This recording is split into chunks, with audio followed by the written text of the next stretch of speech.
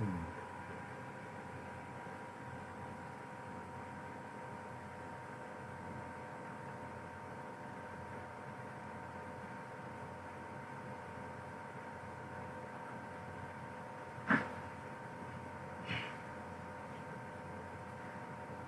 ನಮಸ್ಕಾರ. ನಾವಿಂದು ಭಾರತೀಯ ಶಿಕ್ಷಣದ ಬಗ್ಗೆ ತಿಳ್ಕೊಳ್ಳಿಕ್ಕೋಸ್ಕರ ಇಲ್ಲಿ ಸೇರಿದ್ದೇವೆ. ಈ ವಿಚಾರವನ್ನು ಪ್ರಸ್ತಾವಿಸಲಿಕ್ಕೆ ನಮ್ಮೊಂದಿಗಿಂದು ಮಾನನೀಯ ಶ್ರೀ ಶಂಕರಾನಂದಜಿ ಇದ್ದಾರೆ. ಮೂಲತಃ ದಾವಣಗೆರೆಯವರಾದ ಇವರು 1987ರಲ್ಲಿ ಎಲೆಕ್ಟ್ರಿಕಲ್ ಮತ್ತು ಎಲೆಕ್ಟ್ರಾನಿಕ್ಸ್ ಎಂಬ ವಿಷಯದಲ್ಲಿ BE ಪದವಿಯನ್ನು ಪಡೆದರು. ಇವರು 1988ರಿಂದ ಸಂಘದ ಪ್ರಚಾರಕರು. ಕಳೆದ 30 ವರ್ಷಗಳಲ್ಲಿ ಇವರು ಸಂಘದಲ್ಲಿ ಕರ್ನಾಟಕ ಉತ್ತರ ಪ್ರಾಂತದಲ್ಲಿ ವಿಭಾಗ ಪ್ರಚಾರಕರಾಗಿ, ಪ್ರಾಂತ ಬೌದ್ಧಿಕ ಪ್ರಮುಖರಾಗಿ, ಸಹ ಪ್ರಾಂತ ಪ್ರಚಾರಕರಾಗಿ ಹಾಗೂ ಕೊನೆಯಲ್ಲಿ ಪ್ರಾಂತ ಪ್ರಚಾರಕರಾಗಿ ಜವಾಬ್ದಾರಿಯನ್ನು ನಿರ್ವಹಿಸಿದರು. ಜೂನ್ 2018ರಿಂದ ಇವರು ಭಾರತೀಯ ಶಿಕ್ಷಣ ಮಂಡಲದ ರಾಷ್ಟ್ರೀಯ ಸಹ ಸಂಘಟನಾ ಮಂತ್ರಿಯ ಜವಾಬ್ದಾರಿಯನ್ನು ನಿರ್ವಹಿಸ್ತಾ ಇದ್ದಾರೆ. ಪ್ರಸ್ತುತ ನಮ್ಮೊಂದಿಗೆ ಇಂದು ಶಿಕ್ಷಣದಲ್ಲಿ ಭಾರತೀಯತೆ ಎಂಬ ವಿಷಯವನ್ನು ಹಂಚಿಕೊಳ್ತಾರೆ. ಅವಧಿಯ ಪ್ರಾರಂಭಕ್ಕೂ ಮುಂಚೆ ಕೆಲವೊಂದು ಸೂಚನೆಗಳು. ಈ ಕಾಲಾಂಶದ ಕೊನೆಯಲ್ಲಿ ಪ್ರಶ್ನೆಗಳಿಗೆ ಅವಕಾಶ ಇರುತ್ತೆ. ಸಮಯದ ಮಿತಿಯಲ್ಲಿ ಸಾಧ್ಯವಾದಷ್ಟು ಹೆಚ್ಚು ಪ್ರಶ್ನೆಗಳಿಗೆ ಉತ್ತರವನ್ನು ಕೊಡಲಾಗುತ್ತೆ. ದಯವಿಟ್ಟು ಪ್ರಶ್ನೆಗಳನ್ನು ಆ ಸಮಯದಲ್ಲೇ ಕಮೆಂಟ್ ಬಾಕ್ಸ್ನಲ್ಲಿ ಕೇಳಿ. ಮೊದಲೇ ಕೇಳದಲ್ಲಿ ಆ ಪ್ರಶ್ನೆಗಳು ನಮ್ಮ ಕಣ್ತಪ್ಪಿ ಹೋಗೋ ಸಾಧ್ಯತೆಗಳಿರ್ತವೆ. ಸೊ ಹಾಗಾಗಿ ಕೊನೆಯಲ್ಲಿ ಪ್ರಶ್ನೋತ್ತರದ ಅವಧಿಯನ್ನು ಯಾವಾಗ ಕೊಡ್ತಾರೋ ಆ ಸಮಯದಲ್ಲೇ ಪ್ರಶ್ನೆಗಳನ್ನು ಕಮೆಂಟ್ ಬಾಕ್ಸ್ನಲ್ಲಿ ಹಾಕಿ. ಧನ್ಯವಾದ. ನಮ್ಮೊಂದಿಗೆ ಶ್ರೀ ಶಂಕರಾನಂದಜಿ. ನಮಸ್ಕಾರ. ಈ ಒಂದು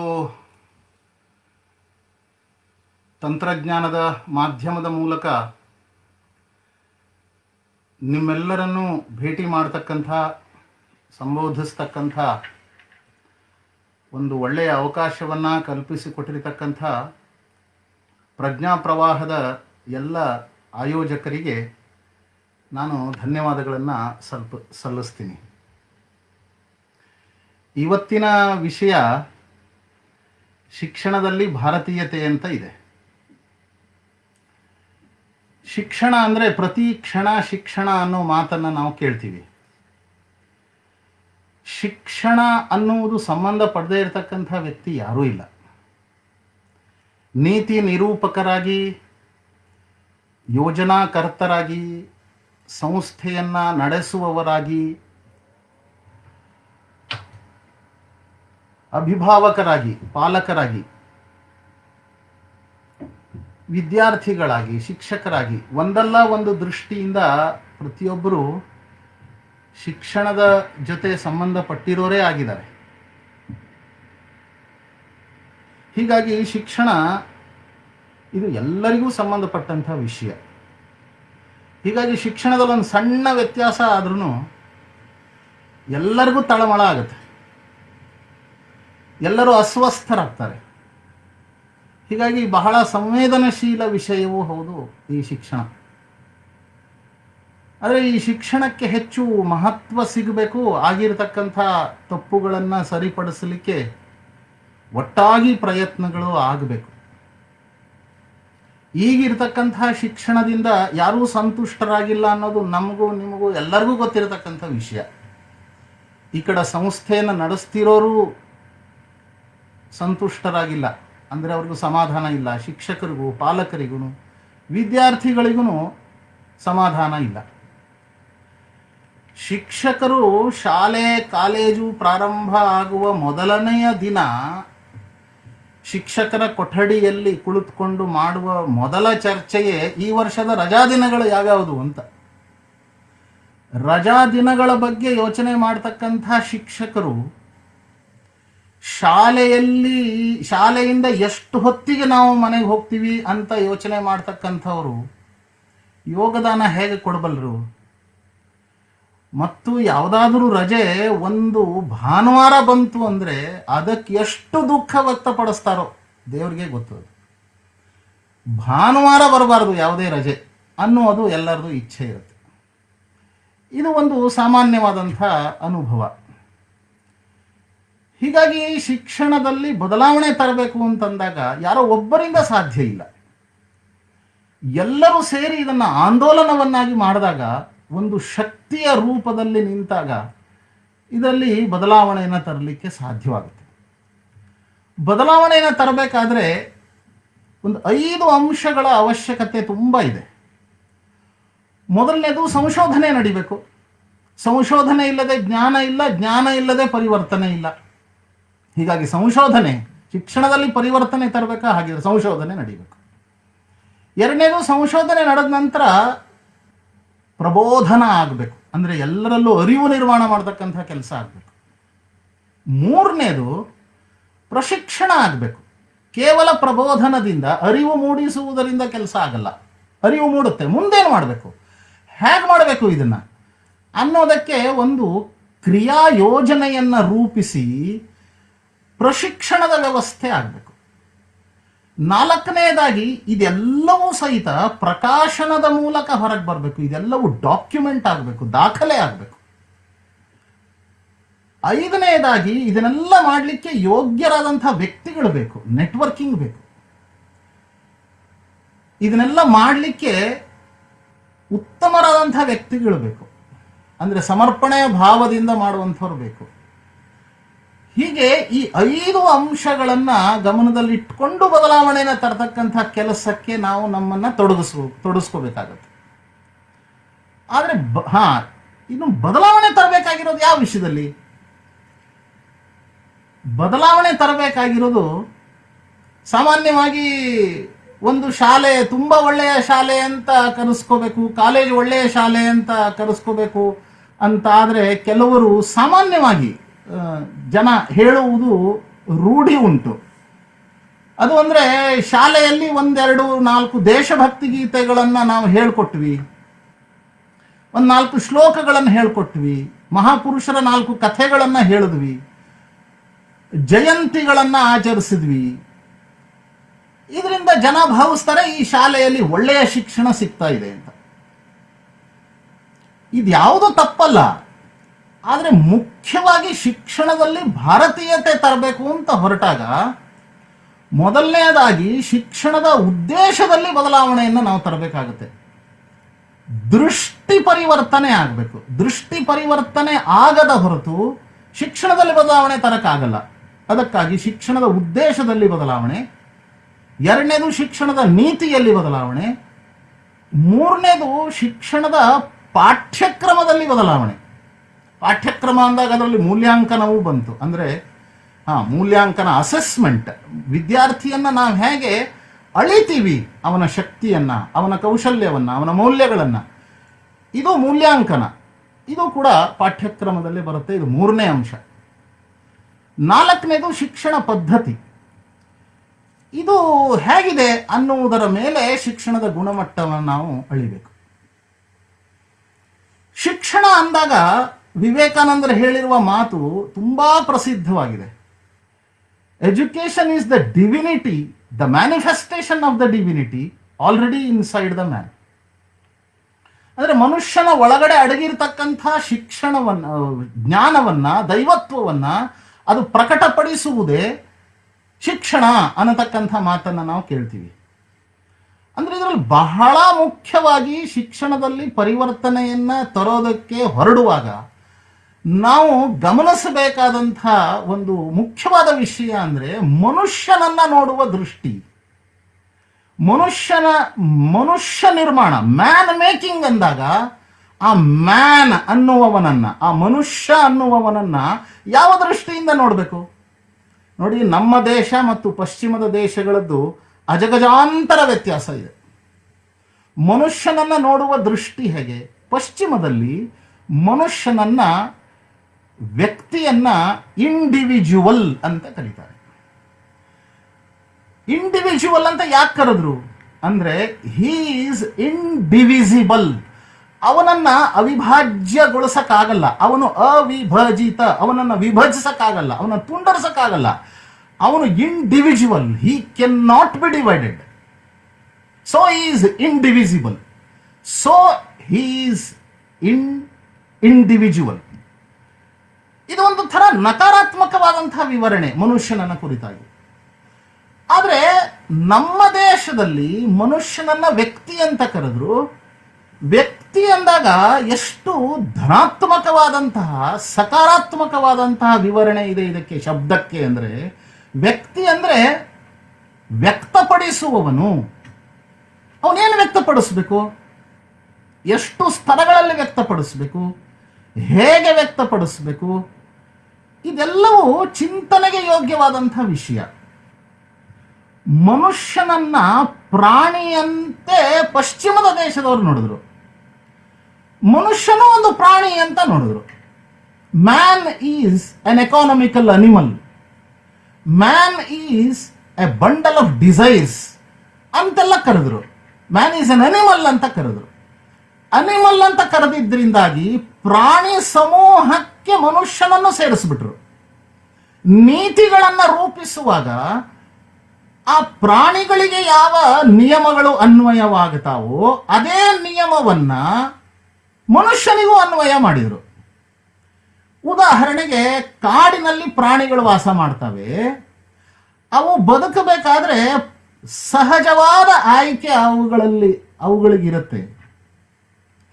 ಅಂದ್ರೆ ಪ್ರಕೃತಿಯಲ್ಲಿ ಸಿಗುವಂತಹ ಸಂಪನ್ಮೂಲಗಳನ್ನ ಅವು ಆಯ್ಕೆ ಮಾಡ್ಕೊಳ್ತವೆ. ಹಾಗೆ ಆಯ್ಕೆ ಮಾಡಿಕೊಳ್ಳುವಾಗ ಪ್ರಾಣಿಗಳು ತುಂಬಾ ಇರೋದ್ರಿಂದ ಸಂಘರ್ಷ ನಿರ್ಮಾಣ ಆಗುತ್ತೆ. ಸ್ಟ್ರಗಲ್ ಫಾರ್ ಎಕ್ಸಿಸ್ಟೆನ್ಸ್, ಅಸ್ತಿತ್ವಕ್ಕೋಸ್ಕರ ಸಂಘರ್ಷ. ಆ ಎಲ್ಲ ಪ್ರಾಣಿಗಳು ಇದು ನನಗೆ ಬೇಕು, ಇದು ನನಗೆ ಬೇಕು ಅಂತಂದಾಗ ಸಂಘರ್ಷ ಆಗುತ್ತೆ. ಆ ಸಂಘರ್ಷ ಆದಾಗ ಯಾರಿಗೆ ಶಕ್ತಿ ಇರುತ್ತೋ ಅಂಥ ಪ್ರಾಣಿ ಉಳ್ಕೊಳ್ಳುತ್ತೆ, ಉಳಿದ ಸತ್ತೋಗ್ತವೆ. Survival of the fittest. ಮನುಷ್ಯನನ್ನ ಪ್ರಾಣಿ ಸಮೂಹದ ಜೊತೆಗೆ ಹೋಲಿಸಿದ್ದರಿಂದಾಗಿ ನಿಯಮಗಳು ಮನುಷ್ಯನಿಗೂ ಪ್ರಾಣಿಗೂ ಒಂದೇ ಆಯಿತು. ಇಡೀ ಪಶ್ಚಿಮದ ಜೀವನದ ವಿಚಾರಧಾರೆ, ಅದರ ಆಧಾರ ಇದೇ struggle for existence. Natural selection, struggle for existence, survival of the fittest.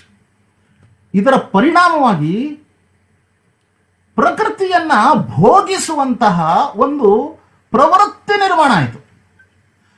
Individual ಅನ್ನುವ ಶಬ್ದವನ್ನ ಬಳಸಿದ್ದರಿಂದಾಗಿ ಸ್ವಕೇಂದ್ರಿತ ಚಿಂತನೆ ಶುರುವಾಯಿತು. ಸೆಲ್ಫ್ ಸೆಂಟರ್ಡ್ ಥಿಂಕಿಂಗ್, ಎಲ್ಲವೂ ನನಗಾಗಿ ಅನ್ನತಕ್ಕಂಥ ಚಿಂತನೆ ಶುರುವಾಯಿತು. ಈ ಪರಿಣಾಮದಿಂದಾಗಿ ಪ್ರಕೃತಿಯ ಶೋಷಣೆಯೂ ಅದರ ಜೊತೆಗೆ ನಡೀತು. ಹೀಗಾಗಿ ಮನುಷ್ಯ ಆಸೆಗಳಿಂದ ದುರಾಸೆಯ ಕಡೆಗೆ ಹೋದ. ಆದರೆ ನಮ್ಮಲ್ಲಿ ಮನುಷ್ಯನನ್ನು ನೋಡಿದ ದೃಷ್ಟಿನೇ ಬೇರೆ. ಮನುಷ್ಯನನ್ನ ಪ್ರಾಣಿಗಳ ಜೊತೆಗೆ ನಮ್ಮ ದೇಶದಲ್ಲಿ ಸೇರಿಸಲಿಲ್ಲ. ಇಲ್ಲಿಯ ಚಿಂತನೆ ಎಷ್ಟು ವಿಶಿಷ್ಟ ನೋಡಿ. ಮನುಷ್ಯ ನಿರ್ಮಾಣದ ಶಿಕ್ಷಣ ಅಂತ ನಾವು ಮಾತನಾಡುವಾಗ, ಮ್ಯಾನ್ ಮೇಕಿಂಗ್ ಎಜುಕೇಶನ್ ಅಂತ ಯೋಚನೆ ಮಾಡುವಾಗ, ಆ ಮನುಷ್ಯನ ಬಗ್ಗೆ, ಆ ವ್ಯಕ್ತಿಯ ಬಗ್ಗೆ ನಾವು ಯೋಚನೆಯನ್ನ ಮಾಡಬೇಕು. ಅದನ್ನ ಸರಿಯಾದ ದಿಶೆಯಲ್ಲಿ ಯೋಚನೆ ಮಾಡದೇ ಇದ್ರೆ, ಅದಕ್ಕೆ ಸರಿಯಾದ ದೃಷ್ಟಿ ಇಲ್ಲದೆ ಇದ್ರೆ ಮುಂದಿನ ಎಲ್ಲ ಶಿಕ್ಷಣವು ಅದು ವಿನಾಶಕಾರಿಯೇ ಆಗುತ್ತೆ. ಇವತ್ತು ಅದರ ಅನುಭವವನ್ನು ನಾವು ಮಾಡ್ತಾ ಇದ್ದೀವಿ. ಹೀಗಾಗಿ ಮನುಷ್ಯನಿಗೆ ಪ್ರಾಣಿಗಳಿಗಿಂತ ಭಿನ್ನವಾಗಿರ್ತಕ್ಕಂಥ ವಿಶೇಷತೆ ಇದೆ. ಅದನ್ನೇ ಮಾನವತಾ, ಮನುಷ್ಯತ್ವ ಅಂತ ಕರೆದ್ವಿ ನಾವು. ಅದೇನು, ಮನುಷ್ಯನಿಗೊಂದು ಕರ್ಮ ಸ್ವಾತಂತ್ರ್ಯ ಇದೆ. ಮನುಷ್ಯ ತನ್ನ ಕರ್ಮದ ಮೂಲಕ ಏನು ಬೇಕಾದರೂ ಮಾಡಬಲ್ಲ. ಪ್ರಾಣಿಗಳಿಗೆ ಆ ಸ್ವಾತಂತ್ರ್ಯ ಇಲ್ಲ. ಪ್ರಾಣಿಗಳಿಗೆ ಕರ್ಮ ಸ್ವಾತಂತ್ರ್ಯ ಇರ್ಬೋದು, ಆದರೆ ಸೀಮಿತವಾದಂತಹ ಕರ್ಮ ಸ್ವಾತಂತ್ರ್ಯ ಇದೆ. ಮನುಷ್ಯನಿಗೆ ಅಸೀಮವಾಗಿರ್ತಕ್ಕಂತಹ ಕರ್ಮ ಸ್ವಾತಂತ್ರ್ಯ ಇದೆ. ಮನುಷ್ಯ ವಿಶಿಷ್ಟ, ಇವನು ಅದ್ವಿತೀಯ, ಯುನೀಕ್. ಈಗ ಒಂದು ನಾಯಿಗೆ ಕಲ್ಲು ಹೊಡೆದ್ರೆ ಅದೇನು ಮಾಡಬಹುದು? ಒಂದು ಬೊಗಳಬಹುದು, ಕಚ್ಚಬಹುದು, ಇದರ ಓಡ ಹೋಗ್ಬಹುದು. ನಾಲ್ಕನೇ ಆಯ್ಕೆ ನಾಯಿ ಹತ್ರ ಇಲ್ಲ. ಆದ್ರೆ ನಮಗೆ ನಿಮಗೆ ಯಾರಾದರೂ ಕಲ್ಲು ಹೊಡೆದ್ರೆ ಆಯ್ಕೆಗಳು ಎಷ್ಟಿದಾವೆ? ನಾವು ಯೋಚನೆ ಶುರು ಮಾಡ್ತೀವಿ, ಕಲ್ಲು ಯಾಕೆ ಹೊಡೆದ? ಕಲ್ಲು ಹೊಡೆದವ್ರು ಯಾರು? ಯಾಕೆ ಹೊಡೆದ್ರು? ಯಾವಾಗ ಹೊಡೆದ್ರು? ಕಾರಣ ಏನು? ಪ್ರತಿಕ್ರಿಯೆ ಈಗಲೇ ಕೊಡ್ಬೇಕಾ? ನಾನೊಬ್ಬನೇ ಕೊಡ್ಬೇಕಾ? ಯಾವಾಗ ಕೊಡಬೇಕು? ಎಷ್ಟು ಜನ ಸೇರಿ ಕೊಡಬೇಕು? ಹೇಗೆ ಕೊಡ್ಬೇಕು? ಪ್ರತಿಕ್ರಿಯೆ ಕೊಡಬೇಕೋ ಕೊಡಬಾರ್ದು? ಅಸೀಮ ಅಸಂಖ್ಯವಾಗಿರ್ತಕ್ಕಂತಹ ವಿಕಲ್ಪಗಳು, ಸಂಭವನೀಯತೆಗಳು, ಆಯ್ಕೆಗಳು ಮನುಷ್ಯನ ಮುಂದೆ ತೆರೆದಿಟ್ಕೊಳ್ತವೆ. ಈ ಕರ್ಮ ಸ್ವಾತಂತ್ರ್ಯ ಮನುಷ್ಯನದ್ದೇ ವಿಶೇಷತೆ. ಅವನು ತನ್ನ ಕರ್ಮ ಸ್ವಾತಂತ್ರ್ಯದ ಆಧಾರದ ಮೇಲೆ ಅವನು ಏನು ಬೇಕಾದರೂ ಮಾಡಬಲ್ಲ. ಇದು ಪ್ರಾಣಿಗಳಿಗಿಂತ ಮನುಷ್ಯನನ್ನ ಭಿನ್ನವಾಗಿಡ್ತಕ್ಕಂಥ ಒಂದು ಮಹತ್ವವಾದ ಒಂದು ಅಂಶ ಇದು. ಮನುಷ್ಯನಿಗೆ ದೇವರು ಕೊಟ್ಟಿರ್ತಕ್ಕಂಥ ಇನ್ನೊಂದು ವಿಶೇಷತೆ ಅಂತಂದ್ರೆ ಕಲ್ಪನಾ ಸ್ವಾತಂತ್ರ್ಯ. ಬಹಳ ಕಲ್ಪನೆಗಳನ್ನು ಮಾಡಿಕೊಳ್ಳಬಲ್ಲ. ಆ ಕಲ್ಪನೆಯನ್ನು ಮಾಡಿಕೊಂಡಿದ್ದರಿಂದಾಗಿಯೇ ಮನುಷ್ಯ ಇವತ್ತು ಜಗತ್ತಿನಲ್ಲಿ ಚಮತ್ಕಾರಗಳನ್ನು ಮಾಡಿ ತೋರಿಸೋದಕ್ಕೂ ಸಾಧ್ಯವಾಗಿದೆ. ಪಕ್ಷಿಗಳಂತೆ ಅವನು ಆಕಾಶದಲ್ಲಿ ಹಾರಾಡೋದಕ್ಕೂ ಅನೇಕ ಉಪಕರಣಗಳನ್ನು ಶುರು ಮಾಡಿದ. ಆಕಾಶ ಬುಟ್ಟಿಯಿಂದ ಹಿಡಿದು ವಿಮಾನದವರೆಗೆ ಆದಷ್ಟು ಉಪಕರಣಗಳ ಆವಿಷ್ಕಾರವನ್ನ ಮಾಡಿ ಅವನು ಆಕಾಶದಲ್ಲಿ ಪಕ್ಷಿಗಳಂತೆ ಹಾರಾಡೋದಕ್ಕೆ ಅವನು ಪ್ರಯತ್ನ ಮಾಡಿದ. ಆ ಆಸೆಯನ್ನ ಅವನು ಈಡೇರಿಸಿಕೊಂಡ ತನ್ನ ಕಲ್ಪನಾ ಸ್ವಾತಂತ್ರ್ಯದ ಮೂಲಕ. ಹಾಗೆ ನೀರಿನಲ್ಲಿ ಮೀನಿನಂತೆ ಈಜುವುದನ್ನ, ತನ್ನ ಕೈಕಾಲುಗಳನ್ನು ಉಪಯೋಗಿಸಿ ಈಜುವುದನ್ನು ಕಲ್ತ. ಅಷ್ಟು ಮಾತ್ರ ಅಲ್ಲ, ನೀರಿನಲ್ಲೇ ಇರತಕ್ಕಂಥ ಶಕ್ತಿಯನ್ನು ಬೆಳೆಸ್ಕೊಂಡ. ಆದರೆ ಈ ಎರಡೂ ಶಕ್ತಿಗಳ ಕಾರಣದಿಂದಾಗಿ ಜಗತ್ತಿನಲ್ಲಿ ವಿನಾಶಗಳೇ ಸಂಭವಿಸಿದ್ವು. ಇವತ್ತು ಕಲ್ಪನಾ ಶಕ್ತಿಯ ಕಾರಣದಿಂದಾಗಿನೇ ಇವತ್ತು ಮಹಾಮಾರಿ ಬಂದಿರೋದು. ನಾನು ಜಗತ್ತಿನಲ್ಲಿ ಶಕ್ತಿಶಾಲಿ ಆಗಬೇಕು, ನನ್ನ ಮುಂದೆ ಯಾರು ನಿಲ್ಲಬಾರದು, ನಾನೇ ಜಗತ್ತಿನಲ್ಲಿ ಪ್ರಬಲ ಶಕ್ತಿಯಾಗಿ ನಿಲ್ಲಬೇಕು ಅನ್ನುವಂತಹ ಇಚ್ಛೆಯ ಕಾರಣದಿಂದಾಗಿ ಇಡೀ ಜಗತ್ತನ್ನ ಕೊರೋನಾದಿಂದ ವಿನಾಶ ಮಾಡಬೇಕು ಅನ್ನುವ ಮಾನಸಿಕತೆ ಕೆಲವರಲ್ಲಿ ನಿರ್ಮಾಣ ಆಯಿತು. ಆ ಕಲ್ಪನಾ ಸ್ವಾತಂತ್ರ್ಯದ ಸ್ಪಷ್ಟ ದುರುಪಯೋಗ, ಅದರಿಂದಾಗಿ ವಿನಾಶವೇ ಆಗುತ್ತೆ. ಕರ್ಮ ಸ್ವಾತಂತ್ರ್ಯ ಮತ್ತು ಕಲ್ಪನಾ ಸ್ವಾತಂತ್ರ್ಯ ಇದಕ್ಕೆ ನಿಯಮಗಳನ್ನು ಒಳಪಡಿಸದೇ ಇದ್ರೆ, ಇದಕ್ಕೊಂದು ಸಂಯಮ ಅಂತ ಇಲ್ಲದೆ ಇದ್ರೆ ವಿನಾಶವೇ ಆಗುತ್ತೆ. ಅದಕ್ಕಾಗಿ ನಮ್ಮ ದೇಶದಲ್ಲಿ ಮನುಷ್ಯನ ಈ ಕಲ್ಪನಾ ಸ್ವಾತಂತ್ರ್ಯ ಮತ್ತು ಈ ಕರ್ಮ ಸ್ವಾತಂತ್ರ್ಯಕ್ಕೆ ಒಂದು ನಿಯಮಗಳನ್ನು ಹಾಕಿದ್ರು. ಅದನ್ನೇ ಧರ್ಮ ಅಂತ ಕರೆಯಲಾಯಿತು. ಈ ಧರ್ಮದ ಕಾರಣದಿಂದಾಗಿ ಮನುಷ್ಯ ತನ್ನ ಕರ್ಮ ಸ್ವಾತಂತ್ರ್ಯ ಮತ್ತು ಕಲ್ಪನಾ ಸ್ವಾತಂತ್ರ್ಯವನ್ನ ಲೋಕ ಕಲ್ಯಾಣದ ದಿಶೆಯಲ್ಲಿ ಸಾಗಿಸಲಿಕ್ಕೆ ಸಾಧ್ಯವಾಯಿತು.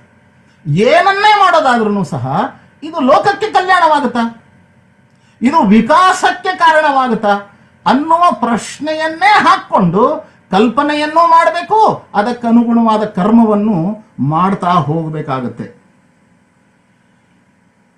ಇದರಿಂದಾಗಿ ಈ ಕಲ್ಪನಾ ಸ್ವಾತಂತ್ರ್ಯದಿಂದ ಯಾವ ನಿಯಮವನ್ನ ರೂಪಿಸಲಾಯಿತೋ, ಈ ನಿಯಮ ಎಷ್ಟು ಸುಂದರವಾಗಿದೆ ನೋಡಿ. ಅಂದ್ರೆ ಈ ನಿಯಮದ ಪರಿಣಾಮವಾಗಿ ಮನುಷ್ಯ ತನ್ನ ಸಂವೇದನೆಯನ್ನ ಬೆಳೆಸ್ಕೊಂಡ. ಈ ನಿಯಮದಲ್ಲಿ ಮೊದಲನೇ ನಿಯಮವೇ ಎಲ್ಲರಲ್ಲೂ ದೇವರಿದ್ದಾನೆ ಅಂತ. ಈ ದೇವರಿದ್ದಾನೆ ಎನ್ನುವ ಒಂದು ಕಾರಣಕ್ಕೋಸ್ಕರ ನಾನು ನೀನು ಬೇರೆ ಅಲ್ಲ, ನಾವೊಬ್ಬರೇ. ಆತ್ಮ ಅನ್ನತಕ್ಕಂಥದ್ದು ನಮ್ಮೆಲ್ಲರ ಜೊತೆಗೆ ಸೇರ್ಕೊಂಡಿದೆ. ಆ ಆತ್ಮ ಅನ್ನತಕ್ಕಂಥದ್ದು ಜೀವ ಜಡವಸ್ತುಗಳಲ್ಲಿದೆ. ಅದರ ಲಕ್ಷ್ಯ ಒಂದೇ ಒಂದು, ಅದು ಅಂದ್ರೆ ಪರಮಾತ್ಮನನ್ನ ಸೇರೋದು. ಹೇಗೆ ಪ್ರತಿಯೊಂದು ಜೀವಿಗೂ ಒಂದು ಉದ್ದೇಶ ಇರುತ್ತೆ, ಪ್ರತಿಯೊಂದು ವಸ್ತುವಿಗೂ ಒಂದು ಉದ್ದೇಶ ಇದೆ. ಅದು ಅಂದ್ರೆ ಆ ಉದ್ದೇಶವನ್ನು ಅರ್ಥ ಮಾಡ್ಕೊಂಡು ಆ ದಿಶೆಯಲ್ಲಿ ನಡಿಬೇಕು. ಉದಾಹರಣೆಗೆ ನೀರಿನ ಉದ್ದೇಶ ಸಮುದ್ರವನ್ನ ಸೇರೋದು. ಅದು ಹೀಗಾಗಿ ನೀವು ಎಲ್ಲೇ ನೀರನ್ನ ಸುರಿರಿ, ಕೆಳಗೆ ಹಾಕ್ರಿ, ಅದು ತನ್ನ ಬಿಂದುವಿನಿಂದ ಅಂಶದ ಕಡೆಗೆ ಹೋಗುತ್ತೆ. ಎಲ್ಲಾ ನದಿಗಳು ಸಮುದ್ರವನ್ನ ಸೇರುತ್ತೆ. ಒಂದು ತಂಬಿಗೆಯ ನೀರನ್ನ ಹಾಕಿದ್ರು ಅದು ಕೆಳಗಡೆನೇ ಹರಿಯುತ್ತೆ ಸಮುದ್ರದ ಕಡೆಗೆ. ನೀರು ಹರಿಯುವುದು ಕೆಳಗಡೆ ಸಮುದ್ರದ ಕಡೆಗೆ. ಯಾಕಂದ್ರೆ ಜೀವಿತದ ಉದ್ದೇಶವೇ ಸಮುದ್ರವನ್ನು ಸೇರಬೇಕು ಅಂತ. ಆದ್ರೆ ಬೆಂಕಿಯನ್ನ ನೀವು ಪ್ರಜ್ವಲಿಸುವಂತೆ ಮಾಡಿ ದೀಪವನ್ನು ಹಚ್ಚಿ ಅದು ಕೆಳಗಡೆ ಹೋಗಲ್ಲ, ಅದು ಮೇಲಕ್ಕೆ ಹೋಗುತ್ತೆ. ಯಾಕೆ ಅಂದ್ರೆ ಅದರ ಲಕ್ಷ್ಯ ಸೂರ್ಯ.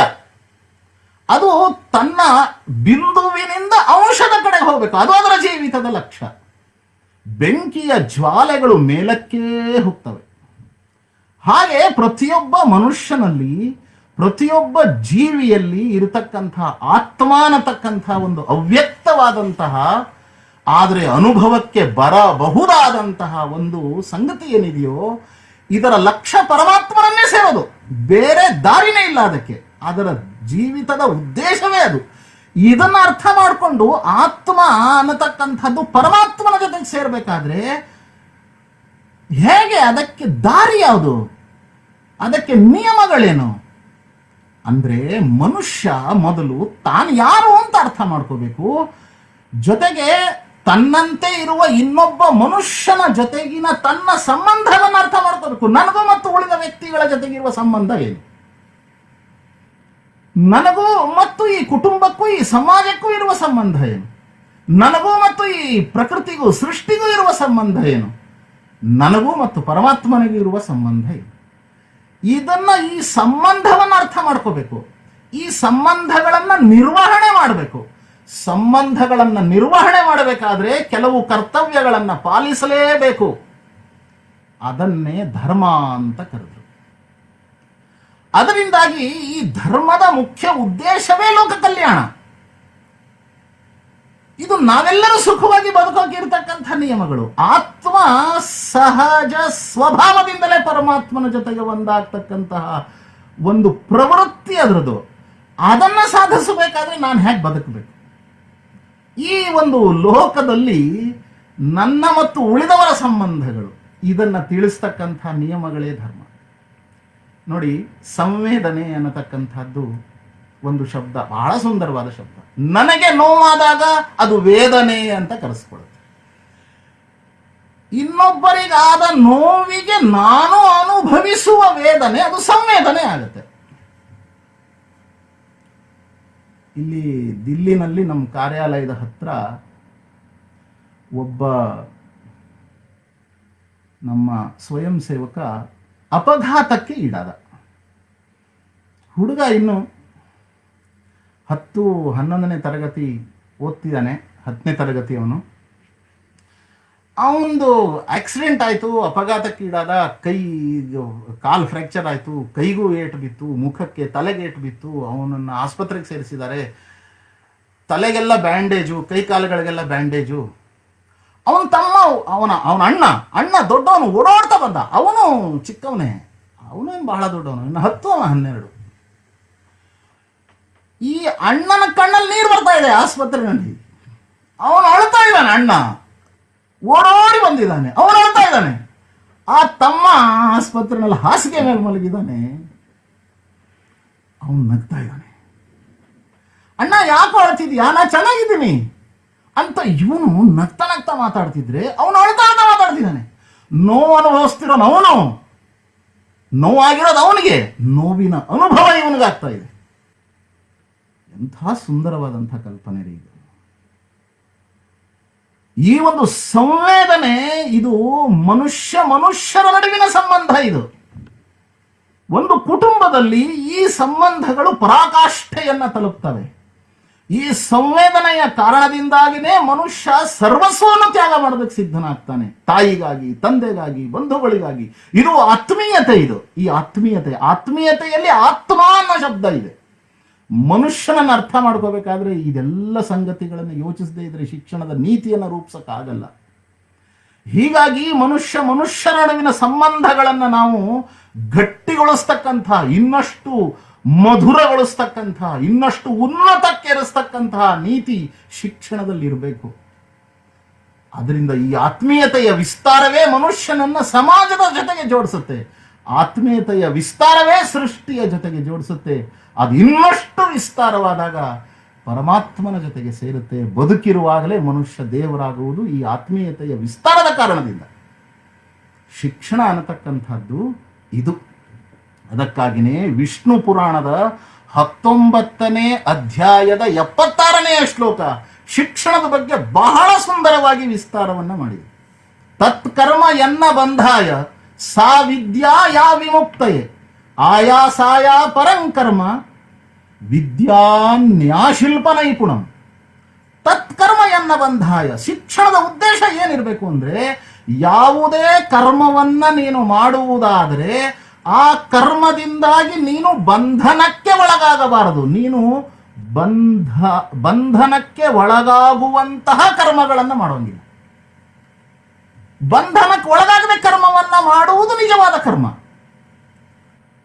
ಮುಕ್ತಿಯ ಕಡೆಗೆ ನಮಗೆ ದಾರಿಯನ್ನು ತೋರಿಸುವುದು ನಿಜವಾದ ವಿದ್ಯೆ. ಉಳಿದಂಥ ಎಲ್ಲ ವಿದ್ಯೆಗಳು ಅವು ಒಂದು ಕೌಶಲ್ಯವನ್ನ ಬೆಳೆಸುವಂತಹ ವಿದ್ಯೆಗಳು ಮಾತ್ರ. ಉಳಿದಂಥ ಎಲ್ಲ ಕರ್ಮಗಳು ಬೆಟ್ಟಕ್ಕೆ ಕಲ್ಲು ಹೊತ್ತಂತೆ ನಿರುಪಯುಕ್ತ ಮತ್ತು ವ್ಯರ್ಥ ಪ್ರಯತ್ನ. ಎಷ್ಟು ಸುಂದರವಾದಂತಹ ಶ್ಲೋಕ ಇದು. ಶಿಕ್ಷಣದ ಮೂಲ ಸತ್ವವನ್ನೇ ಇದು ಪ್ರಕಟ ಮಾಡತಕ್ಕಂತಹ ಶ್ಲೋಕ ಇದು. ಬಂಧನಕ್ಕೊಳಗಾಗದೆ ಕರ್ಮವನ್ನ ಮಾಡೋದು ಹೇಗೆ?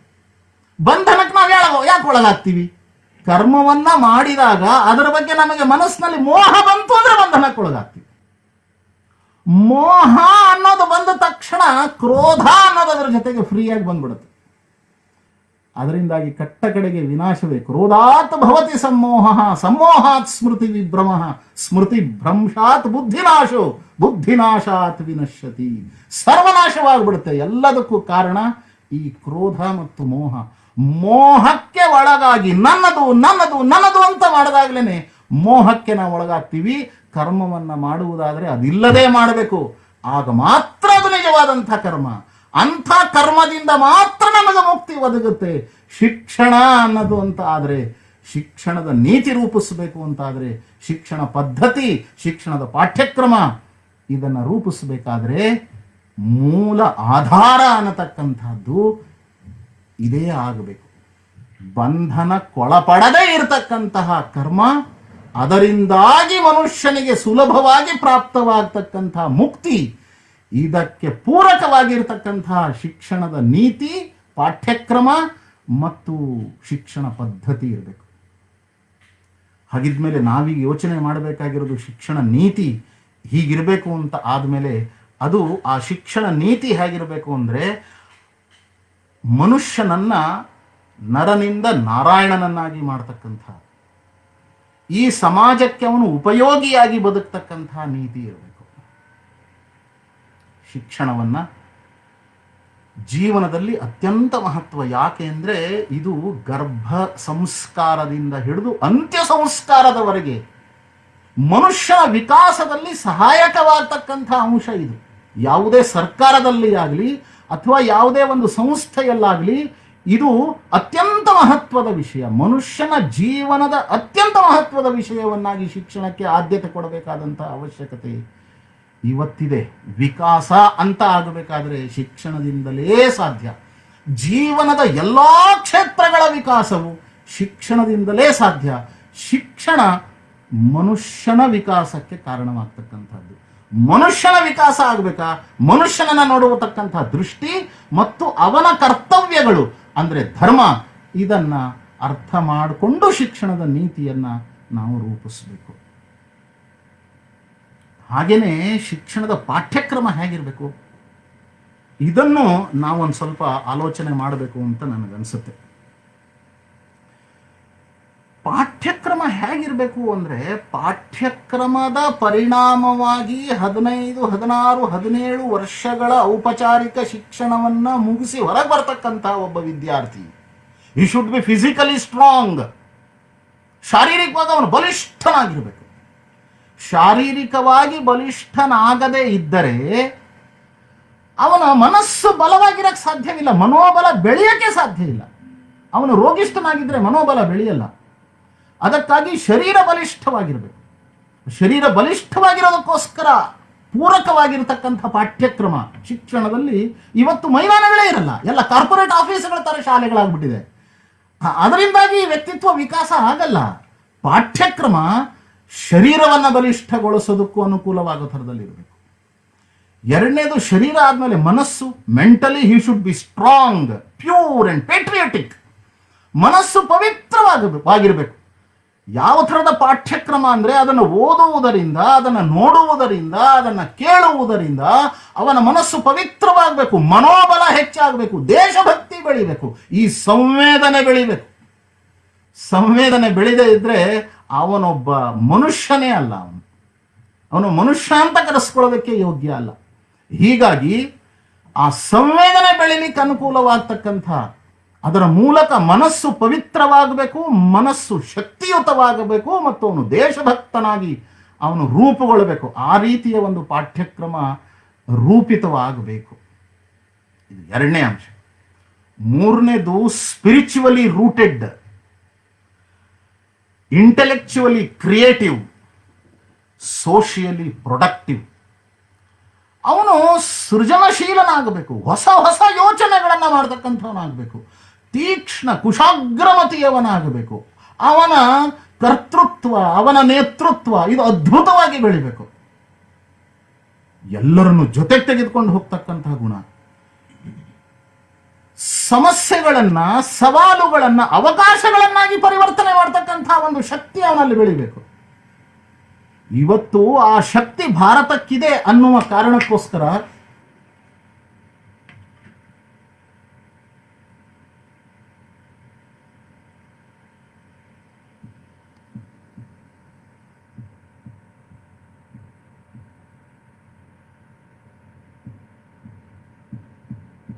ಕಾಣಿಸ್ತಿರುತ್ತೆ ಅದಕ್ಕೆ ಅಷ್ಟು ಚೆನ್ನಾಗಿದೆ ಕೇಳೋದು.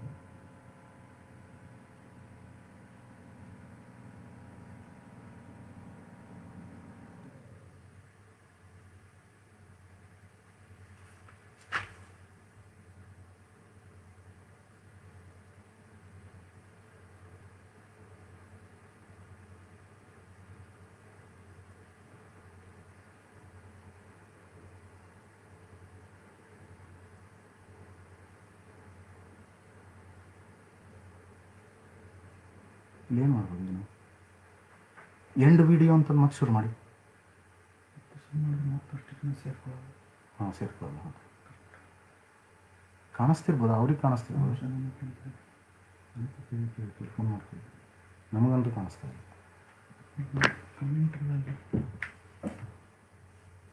ತುಂಬ ಹಿಂದೆ ಇದೆ.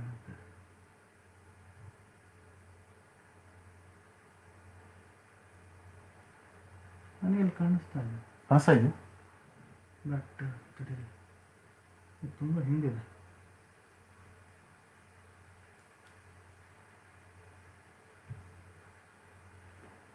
ಇಷ್ಟೆಲ್ಲ ಹಿಂದಾಗಲಿ sir. Sorry, we are having trouble with playing this video.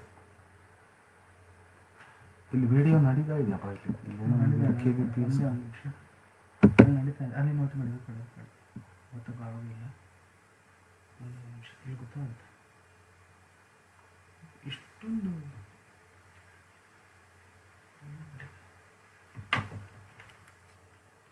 ಕಾಣಿಸ್ತಾ, ಅವ್ರಿಗೆ ಫೋನ್ ಮಾಡಿದಪ್ಪ. ಮಾಡಿದೆ, ನಾನು ಎತ್ತಾ ಇಲ್ಲ. ಅಲ್ಲ, ನೀವು ಇಲ್ಲಿದ್ದೇನೆ ಫೋನ್ ಮಾಡಿ.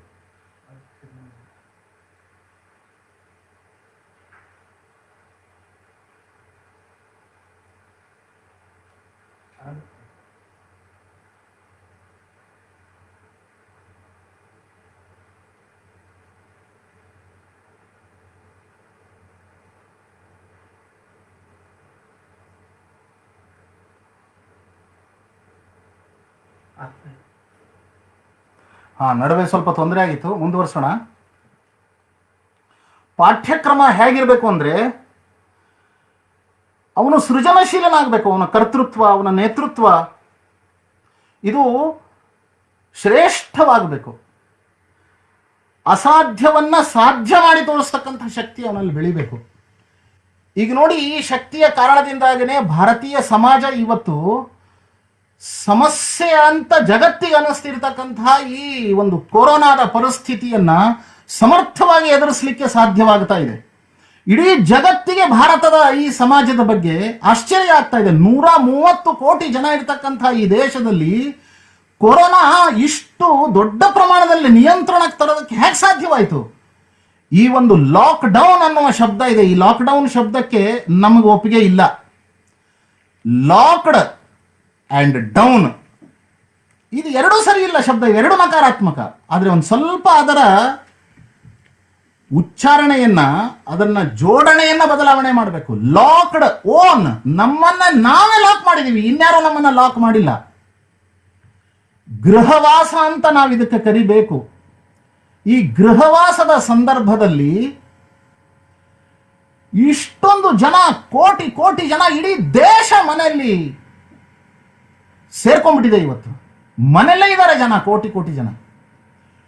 ನಮ್ಮ ಕೊರೋನಾನ ನಿರ್ವಹಣೆ ಮಾಡ್ತಿರ್ತಕ್ಕಂಥ ಕೊರೋನಾ ವಾರಿಯರ್ಸ್ ಅಂತ ಯಾರ್ಯಾರಿದಾರೋ, ವೈದ್ಯರುಗಳು, ನರ್ಸರುಗಳು, ಸಫಾಯಿ ಕರ್ಮಚಾರಿಗಳು, ಪೊಲೀಸರು, ಈ ಥರದ ಅನೇಕ ಜನಗಳ ಅತ್ಯವಶ್ಯಕವಾಗಿರ್ತಕ್ಕಂತಹ ಅವಶ್ಯಕತೆಗಳನ್ನು ಪೂರೈಸೋದಕ್ಕೋಸ್ಕರ ತಮ್ಮ ಜೀವದ ಹಂಗು ತೊರೆದು ಕೆಲಸ ಮಾಡ್ತಿರ್ತಕ್ಕಂಥ ಜನಗಳಿಗೆ ಒಟ್ಟಿಗೆ ಒಂದು ಗಂಟೆಯನ್ನು ಬಾರಿಸುವುದರ ಮೂಲಕ ತಮ್ಮ ಒಂದು ಅಭಿನಂದನೆಯನ್ನ ಸಲ್ಲಿಸಿದ್ರು. ಇಡೀ ದೇಶ ಒಂದಾಗಿ ನಿಲ್ತು. ಅದೇ ರೀತಿ ದೀಪವನ್ನ ಹಚ್ಚುವುದರ ಮೂಲಕ ನಾವು ಈ ಕೊರೋನಾವನ್ನ ಓಡಿಸ್ತೀವಿ ಅನ್ನತಕ್ಕಂಥ ಸಂಕಲ್ಪವನ್ನ ಇಡೀ ದೇಶ ಮಾಡ್ತು. ಇದು ಹೇಗೆ ಸಾಧ್ಯ ಆಗ್ತಾ ಇದೆ? ಈ ಒಂದು ಭಾರತದ ಸಮಾಜದ ಮಾನಸಿಕತೆಯ ವಿಶೇಷತೆ ಇದು. ಇದೇ intellectually creative, mentally sound, pure and patriotic. ಇದರ ಕಾರಣದಿಂದ ಸಾಧ್ಯವಾಗ್ತಾ ಇದೆ. ಇದು ಸಮಾಜದಲ್ಲಿ ನಿಹಿತವಾಗಿರ್ತಕ್ಕಂಥ ಲಕ್ಷಣ. ಇದು ಶಿಕ್ಷಣದಲ್ಲಿ ಯಾಕೆ ಬರ್ತಾ ಇಲ್ಲ? ಶಿಕ್ಷಣದಲ್ಲಿ ಇದನ್ನು ತರತಕ್ಕಂಥ ಕೆಲಸವನ್ನು ಮಾಡಬೇಕು. ಸ್ಪಿರಿಚುವಲಿ ರೂಟೆಡ್, ಇದು ಕೂಡ ಪಾಠ್ಯಕ್ರಮದ ಪರಿಣಾಮವಾಗಿ ವಿದ್ಯಾರ್ಥಿಯಲ್ಲಿ ಕಾಣಬೇಕಾಗಿರ್ತಕ್ಕಂಥ ಲಕ್ಷಣ. ಅಂದ್ರೆ ಪ್ರತಿಯೊಬ್ಬ ಮನುಷ್ಯ ಆಧ್ಯಾತ್ಮಿಕವಾಗಿ ಆಳವಾಗಿ ಅವನು ಅದರಲ್ಲಿ ಬೇರು ಬಿಡಬೇಕು. ಅಧ್ಯಾತ್ಮ ಅಂದ್ರೆ ಅರ್ಥವಾಗದೇ ಇರುವ ಬಹಳ ಕಠಿಣವಾದ ಶಬ್ದ ಅಂತ ಅಲ್ಲ. ಅಧ್ಯಾತ್ಮ ಅನ್ನತಕ್ಕಂಥದ್ರ ಅರ್ಥ ಅವನು ಇನ್ನೊಬ್ಬರಿಗೋಸ್ಕರ ಬದುಕಬೇಕು ಅನ್ನೋದಷ್ಟೇ. ಸ್ವಂತದ ಬಗ್ಗೆ ಯೋಚನೆಯನ್ನ ಕಡಿಮೆ ಮಾಡೋದು, ಬೇರೆಯವ್ರ ಬಗ್ಗೆ ಯೋಚನೆಯನ್ನ ಜಾಸ್ತಿ ಮಾಡುವುದು, ಅದರಲ್ಲೇ ಆನಂದವನ್ನ ಕಾಣೋದು, ಇದೇ ನಿಜವಾದಂತಹ ಅಧ್ಯಾತ್ಮ. ಮತ್ತು ನಾನೇನೇ ಮಾಡಿದ್ರು ಕೂಡ ಭಗವಂತನ ಕೈಯಲ್ಲಿನ ಉಪಕರಣ ನಾನು ಅನ್ನತಕ್ಕಂಥ ಒಂದು ವಿನಮ್ರ ಭಾವ ಮನಸ್ಸಿನಲ್ಲಿರಬೇಕು. ಇದೇ ಸ್ಪಿರಿಚುವಲಿ ರೂಟೆಡ್ ಅನ್ನತಕ್ಕಂಥದ್ದರ ಅರ್ಥ. ಈ ರೀತಿ ಆಗಬೇಕು ಅಂತಾದ್ರೆ ಶಿಕ್ಷಣದಲ್ಲಿ ಭಾಷೆಗೆ ಬಹಳ ಮುಖ್ಯ ಇದೆ. ಮಾತೃಭಾಷೆಯಲ್ಲಿ ಶಿಕ್ಷಣ ಆಗಬೇಕು. ಮಾತೃಭಾಷೆಯಲ್ಲಿ ಶಿಕ್ಷಣ ಆಗದೇ ಇದ್ರೆ ಈ ಸದ್ಗುಣಗಳ ವಿಕಾಸ ಆಗಲ್ಲ. ಅದಕ್ಕಾಗಿ ಬಾಲ್ಯದಲ್ಲಿ ಪಾಠ್ಯಕ್ರಮ, ಶಿಕ್ಷಣ ಇದು ಮಾತೃಭಾಷೆಯಲ್ಲೇ ಆಗಬೇಕು. 6ನೇ ತರಗತಿಯವರೆಗೆ ಇದು ಮಾತೃಭಾಷೆಯಲ್ಲೇ ಶಿಕ್ಷಣ ಆಗುವುದರಿಂದ ಮನುಷ್ಯನ ವಿಕಾಸ ಇದು ಪೂರ್ಣ ಪ್ರಮಾಣದಲ್ಲಿ ಆಗಲಿಕ್ಕೆ ಸಾಧ್ಯವಾಗುತ್ತೆ. ಅದಕ್ಕಾಗಿ ವೇದಗಳು, ಜ್ಞಾನವನ್ನ ಅರ್ಥ ಮಾಡ್ಕೋಬೇಕಾದ್ರೆ ಭಾಷೆ ಬೇಕು. ಭಾಷೆ ಅಂದ್ರೆ ಸಂಸ್ಕೃತವೇ. ಸಂಸ್ಕೃತವನ್ನ ನಾವು ಅರ್ಥ ಮಾಡ್ಕೋಬೇಕು. ವೇದಗಳಲ್ಲಿರುವ ಜ್ಞಾನ ಅರ್ಥವಾಗಬೇಕು ಅಂದ್ರೆ ಸಂಸ್ಕೃತವನ್ನ ನಾವು ತಿಳ್ಕೊಳ್ಬೇಕಾಗತ್ತೆ. ಸಂಸ್ಕೃತದಲ್ಲಿ ವೇದಗಳನ್ನ ಅರ್ಥ ಮಾಡಿಕೊಳ್ಳಲಿಕ್ಕೆ ವೇದಾಂಗಗಳು ಅಂತ ಇದೆ. ಒಟ್ಟು 6 ವೇದಾಂಗಗಳು: ಶಿಕ್ಷಣ, ಶಿಕ್ಷಾ, ವ್ಯಾಕರಣ, ನಿರುಕ್ತ ಮತ್ತು ಛಂದ. ಈ 4 ಕೂಡ ಭಾಷೆಗೆ ಸಂಬಂಧಪಟ್ಟದ್ದನೆ. ಒಂದು ಶಬ್ದ ಅದು ಧಾತು ಮತ್ತು ಪ್ರತ್ಯಯದಿಂದ ಕೂಡುತ್ತೆ. ಅದರ ಹಿಂದೆ ಉಪಸರ್ಗ ಇರುತ್ತೆ. ಒಂದು ಮೂಲ ಧಾತುವಿಗೆ ಒಂದು ಪ್ರತ್ಯಯ ಅನ್ನೋದು ಸೇರಿದಾಗ ಅದಕ್ಕೆ ಅರ್ಥ ವಿವರಣೆ ಸಿಗುತ್ತೆ. ಆ ರೀತಿಯ ಒಂದು ಧಾತುವಿಗೆ ಸಾವಿರಾರು ಪ್ರತ್ಯಯಗಳು ಸೇರಿ ಲಕ್ಷಾಂತರ ಶಬ್ದಗಳ ವ್ಯುತ್ಪತ್ತಿ ಇದರಲ್ಲಾಗತ್ತೆ. ಒಂದೊಂದು ಧಾತುವಿಗೂ ಆ ಪ್ರತ್ಯಯಕ್ಕನುಗುಣವಾಗಿ ಅನೇಕ ರೀತಿಯ ಅರ್ಥಗಳು. ಎಷ್ಟು ಶ್ರೀಮಂತ ಭಾಷೆ ಇದು! ಇಷ್ಟು ಶ್ರೀಮಂತ ಭಾಷೆ ಜಗತ್ನಲ್ಲೇ ಇಲ್ಲ. ಜಗತ್ತಿನಲ್ಲಿರುವ ಎಲ್ಲ ಭಾಷೆಗಳಿಗೆ ಆಧಾರವೇ ಸಂಸ್ಕೃತ. ಇಷ್ಟೊಂದು ವೈಜ್ಞಾನಿಕ. ಇದನ್ನ ತಿಳಿಸ್ತಾ, ಈ ಜ್ಞಾನ ಅರ್ಥ ಮಾಡ್ಕೋಬೇಕು ಅಂದ್ರೆ ಈ ಭಾಷೆಯನ್ನ ಅರ್ಥ ಮಾಡ್ಕೋಬೇಕು. ಭಾಷೆಯನ್ನ ಅರ್ಥ ಮಾಡ್ಕೋಬೇಕು ಅಂದ್ರೆ ಶಿಕ್ಷಾ, ವ್ಯಾಕರಣ, ನಿರುಕ್ತ ಮತ್ತು ಛಂದ ಇವುಗಳನ್ನ ಕಲಿಸಲೇಬೇಕು. ಇದನ್ನ ಅರ್ಥ ಮಾಡ್ಕೊಳ್ಳೇಬೇಕು. ಶಿಕ್ಷಣದಲ್ಲಿ, ಪಾಠ್ಯಕ್ರಮದಲ್ಲಿ ಸೇರಬೇಕಾಗಿರ್ತಕ್ಕಂಥ ವಿಷಯ ಇದು. ಭಾಷೆ ಇದು ಸಂವಹನಕ್ಕೆ ಒಂದು ಪ್ರಭಾವಿ ಮಾಧ್ಯಮ. ಇದು ಉಚ್ಚಾರಣೆ ಅತ್ಯಂತ ಶುದ್ಧ. ನಮ್ಮ ಭಾಷೆಯೇ ವೈಜ್ಞಾನಿಕ. ಕಂಠವ್ಯ, ಕಂಠದಿಂದ ಅದಕ್ಕಿಂತ ಮೇಲ್ಗಡೆ ಚ ಚ ಝ ಝ ಯ, ಅದರಿಂದ ಟ ಠ ಡ ಢ ಣ, ಪ್ರತಿಯೊಂದು ವರ್ಗೀಯ ವ್ಯಂಜನಗಳು ಪ್ರಾರಂಭ ಆಗ್ತಕ್ಕಂಥ ಜಾಗಗಳು ನಿಶ್ಚಿತವಾಗಿದ್ದಾವೆ. ನಿಶ್ಚಿತ ಒತ್ತು ಕೊಡುವುದರಿಂದ ಮಾತ್ರ ನಿಶ್ಚಿತವಾದಂತಹ ಶಬ್ದ ಉತ್ಪತ್ತಿಯಾಗುತ್ತೆ. ಆ ಪದದ ಉತ್ಪತ್ತಿ ಆ ವೈಬ್ರೇಷನ್ನಿಂದ, ಕಂಪನದಿಂದ ಆ ಶಬ್ದದ ಉತ್ಪತ್ತಿ ಆಗುತ್ತೆ, ಅದಕ್ಕೊಂದು ಅರ್ಥ ಸಿಗುತ್ತೆ. ಎಂಥ ವೈಜ್ಞಾನಿಕವಾಗಿದೆ. ಈ ಭಾಷೆ ಅನ್ನತಕ್ಕಂಥದ್ದು ಪಾಠ್ಯಕ್ರಮದಲ್ಲಿ ಅತ್ಯಂತ ಮಹತ್ವವನ್ನು ಪಡ್ಕೊಳ್ಬೇಕು. ಇವತ್ತು ಭಾಷೆಗೆ ಮಹತ್ವವೇ ಇಲ್ಲದಂತೆ ಆಗಿರೋದ್ರಿಂದಲೇ ಸಂವೇದನೆಯನ್ನು ನಾವು ಕಳ್ಕೊಳ್ತಾ ಇದ್ದೀವಿ. ಹೊರಗಡೆ ಬರತಕ್ಕಂತಹ ಶಿಕ್ಷಣ, ಔಪಚಾರಿಕ ಶಿಕ್ಷಣ ಮುಗಿಸಿ ಬರುವಂತಹ ವಿದ್ಯಾರ್ಥಿಗಳಲ್ಲಿ ಸಂವೇದನೆ ಇರದೇ ಇರೋದಕ್ಕೆ ಕಾರಣ ಈ ಭಾಷೆಯ ಬಗ್ಗೆ ಭಾವನೆಯೇ ಇಲ್ಲದೆ ಇರೋದು. ಭಾಷಾ ವಿಷಯದ ತರಗತಿಗಳಿಗೆ ವಿದ್ಯಾರ್ಥಿಗಳೇ ಕುಳಿತುಕೊಳ್ಳಲ್ಲ. ಪಾಠ್ಯಕ್ರಮದ ಮುಂದಿನ ಭಾಗ ಅಂತಂದ್ರೆ ಯಾವ್ಯಾವ ರೀತಿಯ ಪಾಠ್ಯಕ್ರಮ ಬೇಕು? ಭಾರತೀಯ ಜ್ಞಾನ ಪರಂಪರೆ ಆಧಾರಿತ ಪಾಠ್ಯಕ್ರಮಗಳಿದ್ದಾಗ ಮಾತ್ರ ನಾವು ಈ ರೀತಿಯ ವಿದ್ಯಾರ್ಥಿಗಳನ್ನ, ಹೊರಬರುವ ವಿದ್ಯಾರ್ಥಿಗಳಲ್ಲಿ ಈ ರೀತಿಯ ಗುಣಗಳನ್ನು ನಾವು ಪಡ್ಕೊಳ್ಬಹುದು. ಅದಕ್ಕಾಗಿ ಪಾಠ್ಯಕ್ರಮ ತುಂಬಾ ಮಹತ್ವದ್ದು. ಪಾಠ್ಯಕ್ರಮ ಅಂತಂದಾಗ ಅದರಲ್ಲಿ ಮೂಲ್ಯಾಂಕನವೂ ಬಂತು. ಮೂಲ್ಯಾಂಕನ ಇವತ್ತು ಪರೀಕ್ಷೆಯ ರೂಪದಲ್ಲಿ ನಡೀತಾ ಇದೆ, ನೆನಪಿನ ಶಕ್ತಿಯ ರೂಪದಲ್ಲಿ ನಡೀತಾ ಇದೆ, ಕೇವಲ 3 ಗಂಟೆಗಳಲ್ಲಿ ನಡೀತಾ ಇದೆ, ಆಂಶಿಕ ಪ್ರಯತ್ನ ನಡೀತಾ ಇದೆ, ಪಾರ್ಷಿಯಲ್ ಎಕ್ಸಾಮಿನೇಷನ್. ಇವತ್ತು ಪರೀಕ್ಷೆ ಅನ್ನೋದು ಭಯ ನಿರ್ಮಾಣ ಆಗೋದಕ್ಕೆ ಕಾರಣ ಆಗ್ಬಿಟ್ಟಿದೆ. ಪರೀಕ್ಷೆ ಅಂದ ಕೂಡಲೇ ಭಯ. ರಿಸಲ್ಟ್ ಬರೋದಕ್ಕಿಂತ ಮುಂಚೆನೆ ಕೆಲವರು ಆತ್ಮಹತ್ಯೆ ಮಾಡ್ಕೊಳ್ತಾರೆ, ಪರೀಕ್ಷೆಗಿಂತ ಮುಂಚೆ ಕೆಲವರು ಆತ್ಮಹತ್ಯೆ ಮಾಡ್ಕೊಳ್ತಾರೆ, ಕೆಲವರು ಪರೀಕ್ಷೆಯ ಫಲಿತಾಂಶ ಬಂದ ಮೇಲೆ ಆತ್ಮಹತ್ಯೆ ಮಾಡ್ಕೊಳ್ತಾರೆ.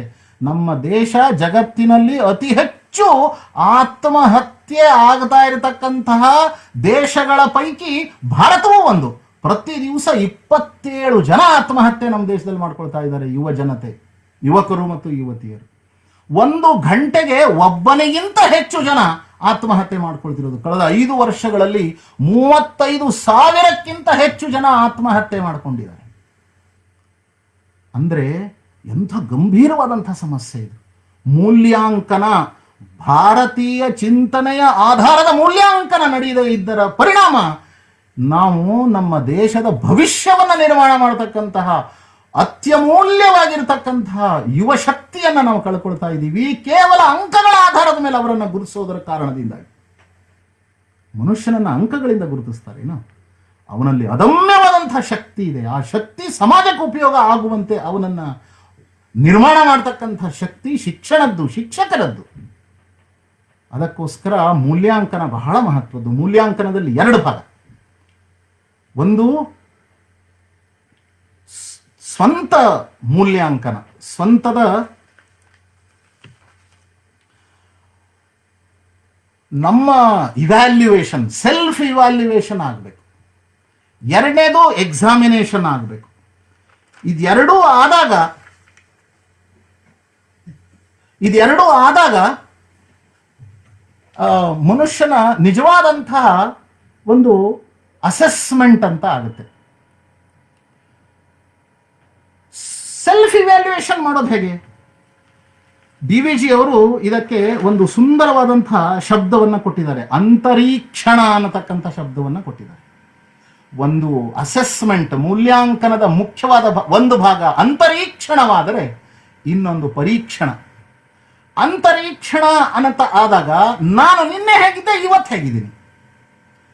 ಪ್ರತಿ ದಿವಸ ನಿರಂತರವಾಗಿ ನಡೀಬೇಕಾಗಿರ್ತಕ್ಕಂಥ ಮೂಲ್ಯಾಂಕನ ಇದು. ಇದನ್ನು ಬೇರೆಯವರು ಮಾಡೋಕ್ಕಾಗಲ್ಲ.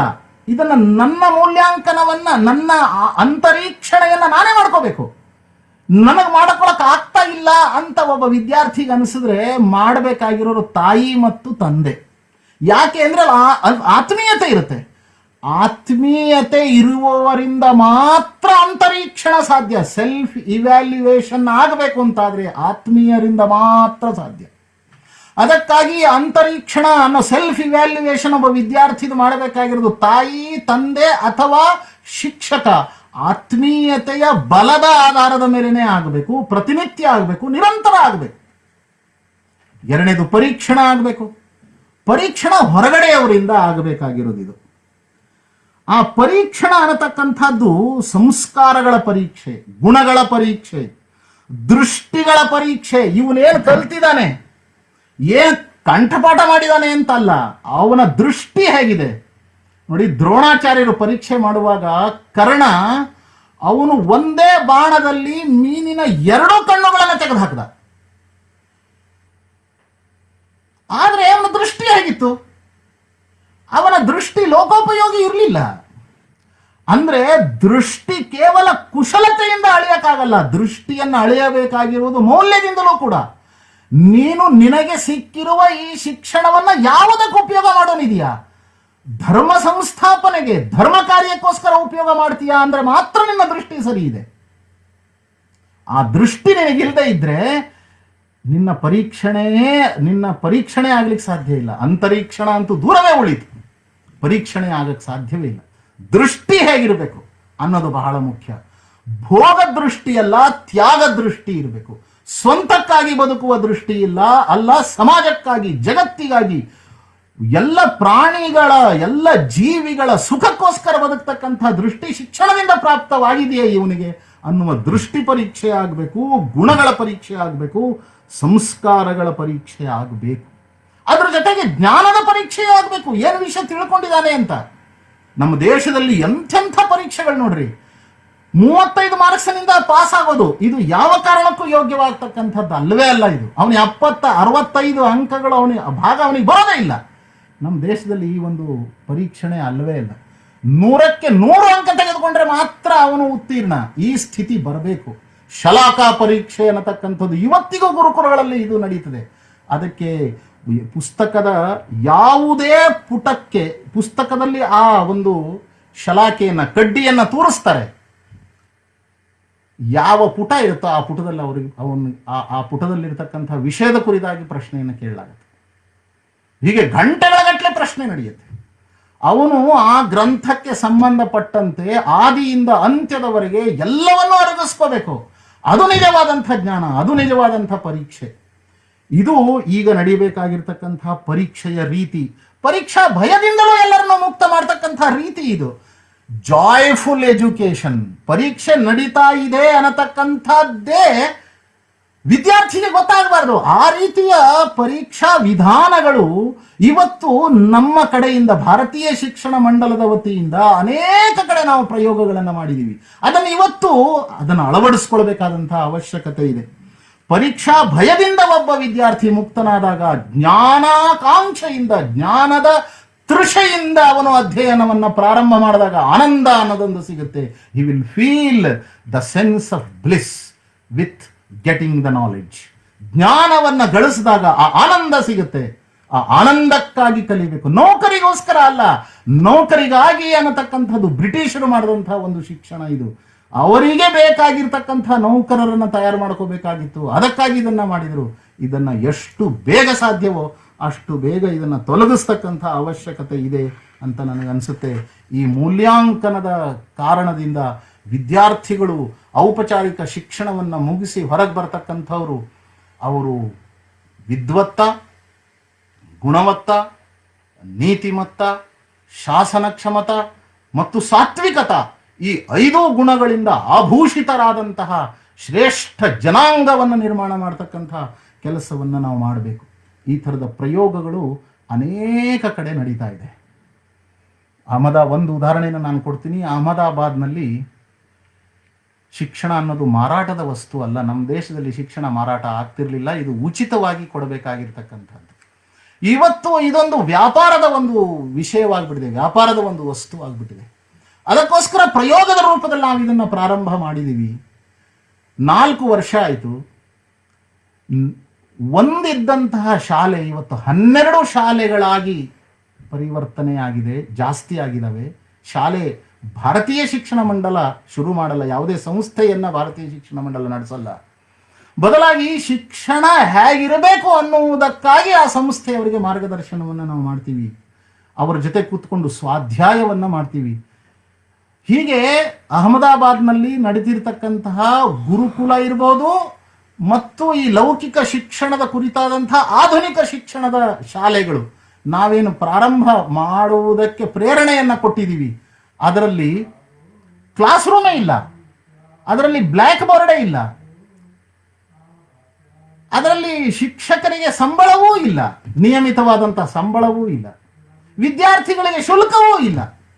ಆದರೆ ಅಲ್ಲಿ ಪ್ರವೇಶ ಸಿಗುವುದು ಬಹಳ ಕಷ್ಟ ಅನ್ನುವಂತಹ ಸ್ಥಿತಿ ಇವತ್ತು ನಿರ್ಮಾಣ ಆಗಿದೆ.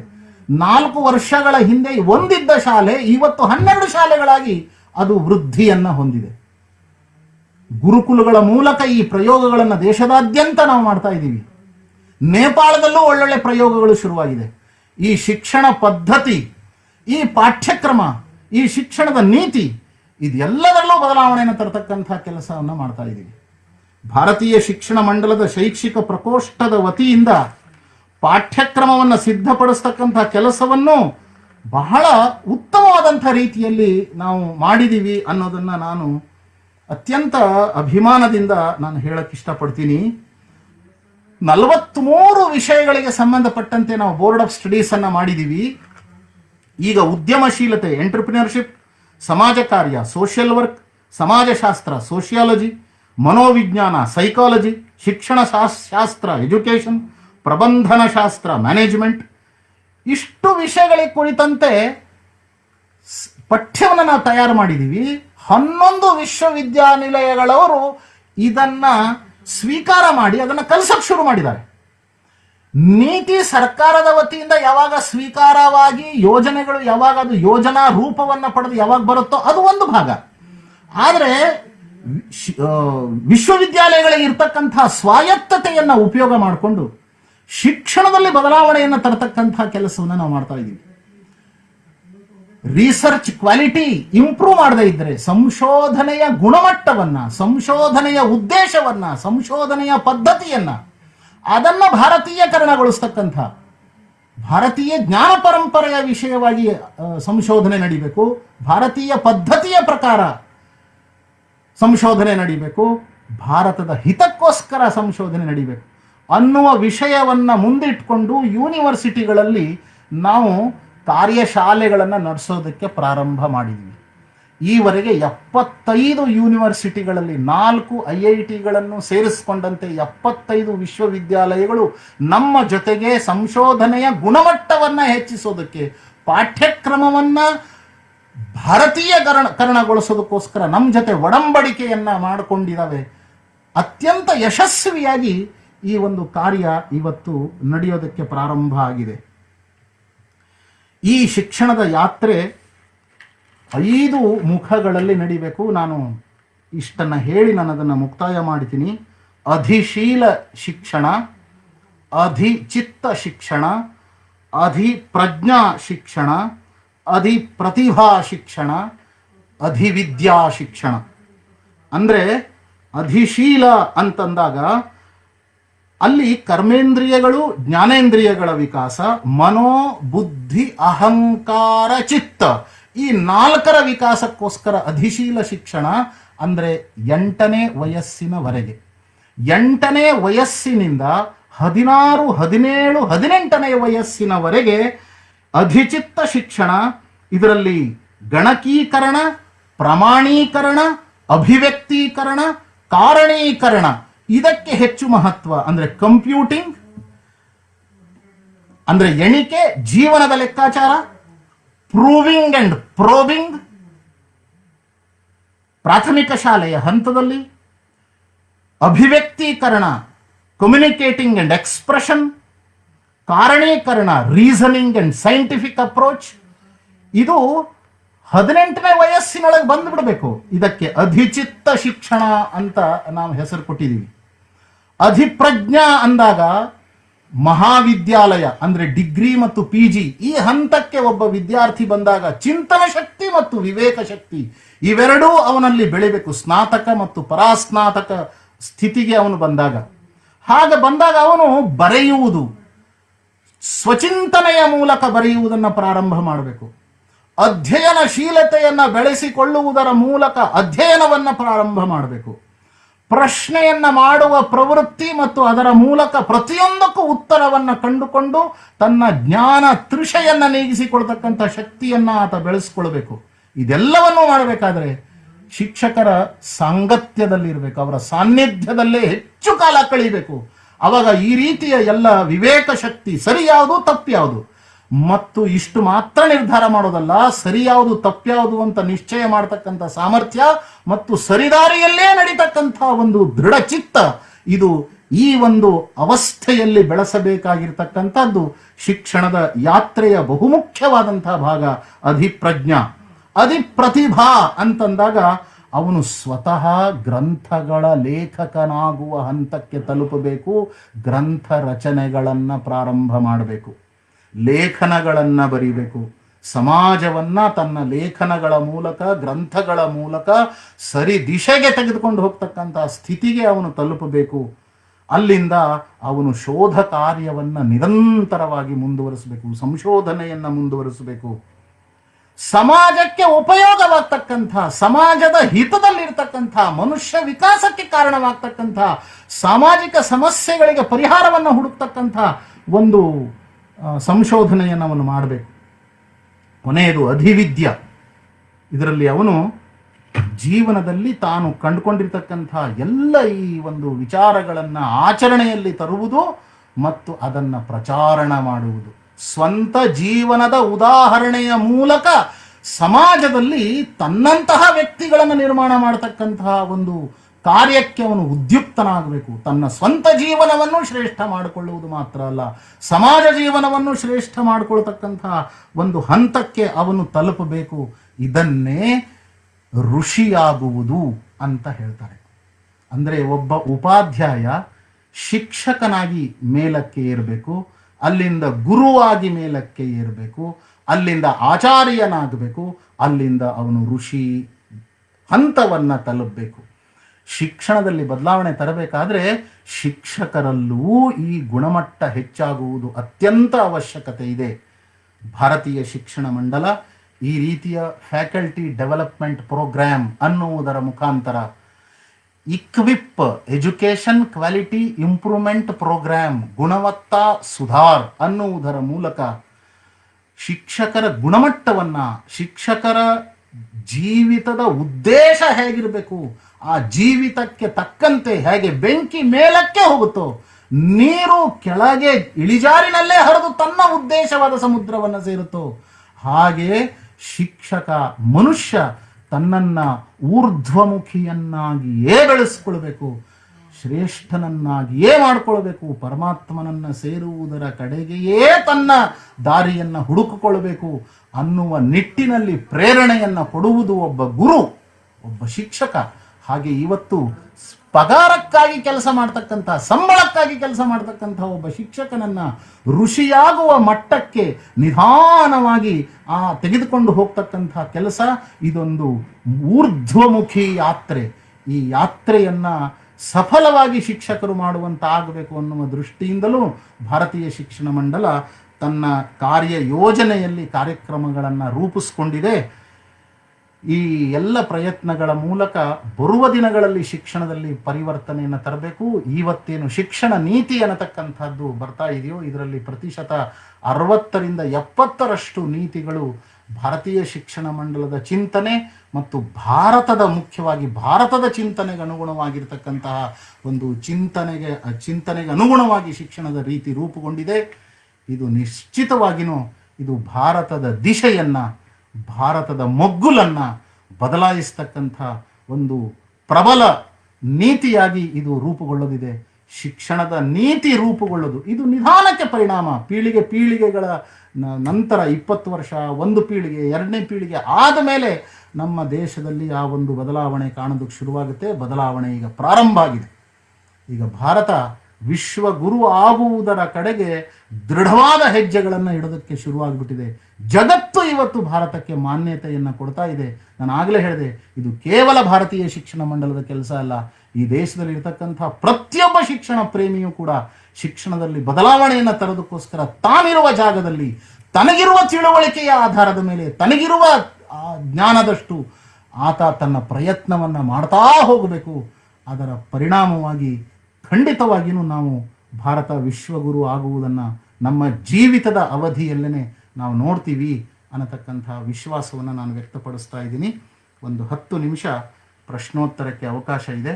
ಈಗ ಯಾರಾದರೂ ಪ್ರಶ್ನೆಯನ್ನು ಕೇಳಬಹುದು.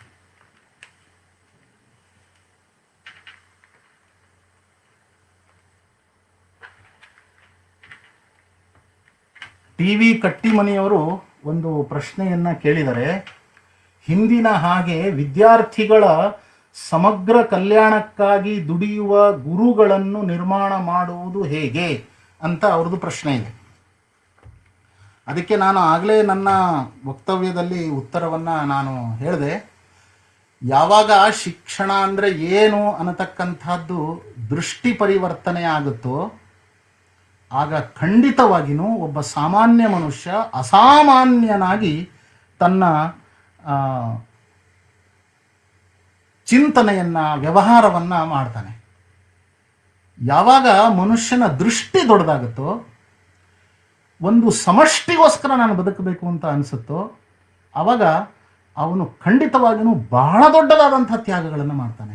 ನಾನು ಅಹಮದಾಬಾದಿನ ಶಾಲೆಯ ಕುರಿತಾಗಿ ನಾನು ಹೇಳಿದೆ, ಅಲ್ಲಿನ ಶಿಕ್ಷಕರು ಸಂಬಳನೇ ತೆಗೆದುಕೊಳ್ಳಲ್ಲ ರೀ. ತುಂಬ ಸುಶಿಕ್ಷಿತರು, ತುಂಬ ವಿದ್ಯಾವಂತರು, ತುಂಬ ಓದಿರೋರು, ತುಂಬ ಬುದ್ಧಿವಂತರು, ಆದರೆ ಅವರು ಸಂಬಳ ತೆಗೆದುಕೊಳ್ಳಲ್ಲ. ವರ್ಷಕ್ಕೊಂದು ಸರಿ ಶಾಲೆಯ ಪಾಲಕರು ಬಂದು ಗುರುದಕ್ಷಿಣೆ ಅಂತ ಹಾಕ್ತಾರೆ. ಗುರುದಕ್ಷಿಣೆ ಎಷ್ಟು ಹಾಕ್ತಾರೆ ಅಂತ ಯಾರಿಗೂ ಗೊತ್ತಿರಲ್ಲ. ಅಲ್ಲಿನ ಶಿಕ್ಷಕರ ಪೈಕಿ ಒಬ್ಬರು, ಪಾಲಕರ ಪೈಕಿ ಒಬ್ಬರು ಮತ್ತು ಆ ಶಾಲೆಯನ್ನು ನಡೆಸ್ತಿರ್ತಕ್ಕಂತಹ ಮ್ಯಾನೇಜ್ಮೆಂಟ್ ಪೈಕಿ ಒಬ್ಬರು ಒಟ್ಟಿಗೆ ಕೂತ್ಕೋತಾರೆ. ಆ ಗುರುದಕ್ಷಿಣೆಯ ದುಡ್ಡನ್ನು ಎಣಿಸ್ತಾರೆ. ಆ ದುಡ್ಡನ್ನು ಯಾರೂ ತಗೊಳ್ಳಲ್ಲ, ಶಿಕ್ಷಕರಿಗೆ ಮಾತ್ರ ಹಂಚಿಬಿಡ್ತಾರೆ. ಶಿಕ್ಷಕರಿಗೆ ವರ್ಷಕ್ಕೊಂದ್ಸರಿ ಗುರುದಕ್ಷಿಣೆಯ ಹಣವನ್ನು ಹಂಚ್ತಾರೆ. ಕೆಲವರು ತೆಗೆದುಕೊಳ್ತಾರೆ, ಕೆಲವರು ತೆಗೆದುಕೊಳ್ಳೋದೇ ಇಲ್ಲ. ಇದನ್ನು ಶಾಲೆಯ ಖರ್ಚಿಗೆ, ಕನಿಷ್ಠತಮ ಖರ್ಚುಗಳಿಗೆ ಬಳಸಿ ಅಂತ ಹೇಳ್ತಾರೆ. ಅಂದರೆ ಒಬ್ಬ ಮನುಷ್ಯನಲ್ಲಿ ನಾನು ಮನುಷ್ಯ ನಿರ್ಮಾಣದ ಪವಿತ್ರವಾದಂಥ ಕೆಲಸವನ್ನು ಮಾಡ್ತಿದ್ದೀನಿ ಅಂತ ಅಂದಾಗ ಅವನಲ್ಲಿ ಉದಾತ್ತ ಚಿಂತನೆಗಳು ಬರುತ್ತೆ. ಬಹಳ ದೊಡ್ಡದಾದಂಥ ತ್ಯಾಗವನ್ನು ಮಾಡಲಿಕ್ಕೆ ಅವನು ಪ್ರೇರೇಪಿತನಾಗ್ತಾನೆ. ನಮ್ಮ ಶಿಕ್ಷಕರು ಅಷ್ಟೇ, ಅವರು ಅತ್ಯಂತ ಶ್ರೇಷ್ಠರು. ಶಿಕ್ಷಕ ಹುದ್ದೆ ಇದು ಅತ್ಯಂತ ಶ್ರೇಷ್ಠವಾದಂಥ ಸ್ಥಾನ. ಇದು ಗುರುವಿನ ಸ್ಥಾನ.